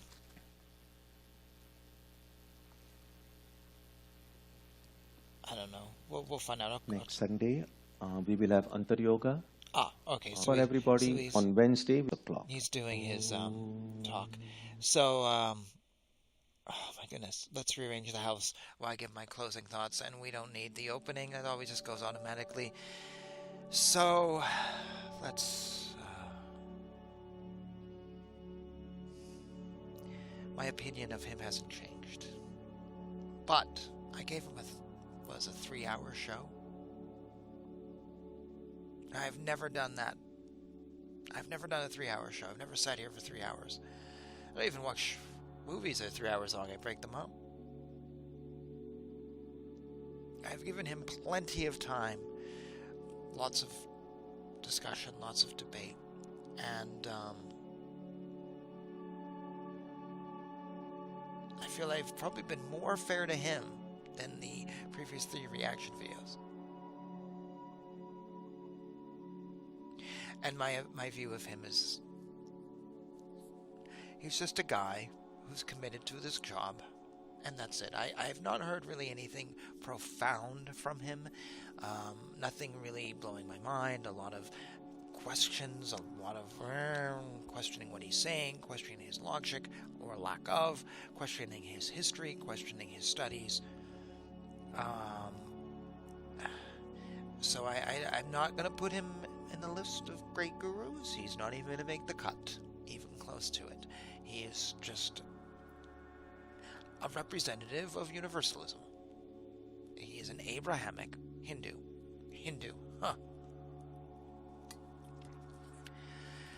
And I'm sorry for those of you watching this in the previous episode. I'm sorry. I don't like him if you do. I'm sorry if you think he's a great teacher and I don't. And if you think that I am unusually harsh, because maybe you watched my John DeRuiter or Eli Saxon Bear review, please go to my Mother Mira one. Please check her out before you think that I'm just harsh and full of myself and whatever. I just really think Sanatana Dharma is under threat from many, many places. And one of those threats is from inside, from its own team. And I believe we need to unify to save it. We need to come together, put aside some of those differences like Swami talked about, and find the essence of where we are one. But that doesn't mean saying we are one with all other religions. That doesn't mean whatever. That doesn't mean David Koresh, who said he was a prophet of this church, is the same as Thomas Aquinas, who's the same as Ramanuja. That doesn't mean that. Quite the opposite. It means we should stand strong as Hindus to fight this Neo-Hinduism and let it go into history. Take some good things from it. It's not all bad. You know, Vivekananda, like I said, is a great saint, but he's got some issues. Take some good things from it. And let the universalism go. Let the Christian influence go. I've used the word decolonize, and I've been criticized for that. But I use it in this context of, okay, Neo-Hinduism isn't completely bad. We need to get back to the roots, though. We need to get back to the Vedas. We need to get back to not making up our own religion. That's a New Age thing. We need to decolonize Neo-Hinduism of the Christian influence. And it's not because white people or whatever, it's nothing to do. It's just, this was created by Christians. We need to get rid of that. We need to get back. That's what I want. That's what I do here. And this fellow is not doing that. He didn't even answer his own question. He actually didn't answer the question in any of the videos. Learning his religion. I still don't know how. Instead, he talked about stuff that I couldn't verify. Are all religions the same? Well, kind of, sort of, no, I didn't answer the question. But here's another question instead. Whenever a guru does that, I always kind of go, ooh. Is that how we purify Sanatana Dharma, by replacing one question with another? No, we purify it by asking the tough questions and giving the tough answers. And that's what I'm doing, and yes, I'm putting my neck out there. But I feel I have no choice. I don't want to just repeat things. I want to try to get to the truth, and I understand that I might be wrong. I might be wrong. But I'm willing to ask the question and be wrong, versus going, well, no, we'll ask a different question. Or let's not even talk about that, because it's too controversial. I know someone who doesn't want to ever get controversial, and he plays it safe, and that's fine, but I can't do that. Some people want to play it safe, but I can't do that. My mind wants to ask the questions, and I'm willing to be wrong if you then ask the question, prove me wrong, and give me another answer that might be right. But if you don't ask, but if I can get you to ask the question, I'm okay being wrong, if we get that conversation going. So that's what I'm trying to do here. Anyways, Swami Tyagananda, you and I are not in the same boat. I don't think we represent the same thing, and we don't have the same values, and this one religion is just a cop-out. I'm sorry, I'm sorry, but I've given you 3 hours. I've given you lots of time. No one can say that I didn't try, and no one can say I just, did the easy route. And no one can say that I, didn't give you more than a chance, but we're just not on the same page. And yeah, does that mean you're a bad guy? No, I'm sure you're probably a very nice guy. And does that mean your work is useless? No, I'm sure you've touched people's lives and changed people's lives. I never go that far with this. But the teachings are not Sanatana Dharma. So with that, folks, I'm getting a lunch. It is like 4 o'clock now, so it's basically dinner. And I'm calling this show to an end, my longest show. Thank you so much for being a part of this. You can, if you like what I do, just support me. There's books down below via a link on my website. I'm actually working on a couple novels on Hindu-themed stuff. Actually, I always have numerous projects. I talk about them all the time on the show. None of them seem to get done. I think at one point I was doing a music album that I haven't finished. Actually, I got rid of that. I had a study guide I was working on for the Bhagavad Gita, but I've put that to the side. I had some other stuff, but that's me. But I do have some things I finished, like 75 books, and you can find those on the website down below. And I am working on something, and something will come out with Sanatana Dharma related. So, whatever. So you can support me that way, or donations, or whatever else is welcomed, and or just subscribing and coming back. So with that, I am going to close this show. I'm a little bit tired. This was a long haul, and yeah. Okay. Until our next time that we are together, I wish you all the best in your spirituality, and hopefully you have gained something from what I've said, or maybe you've just laughed at me. I've had a few of you in the comments say that I'm just a good entertainment. I got it. Fine. Whatever. Your comments entertain me, so it's a two-way street. Jai Shri Krishna. Be well. Take care. Until next time.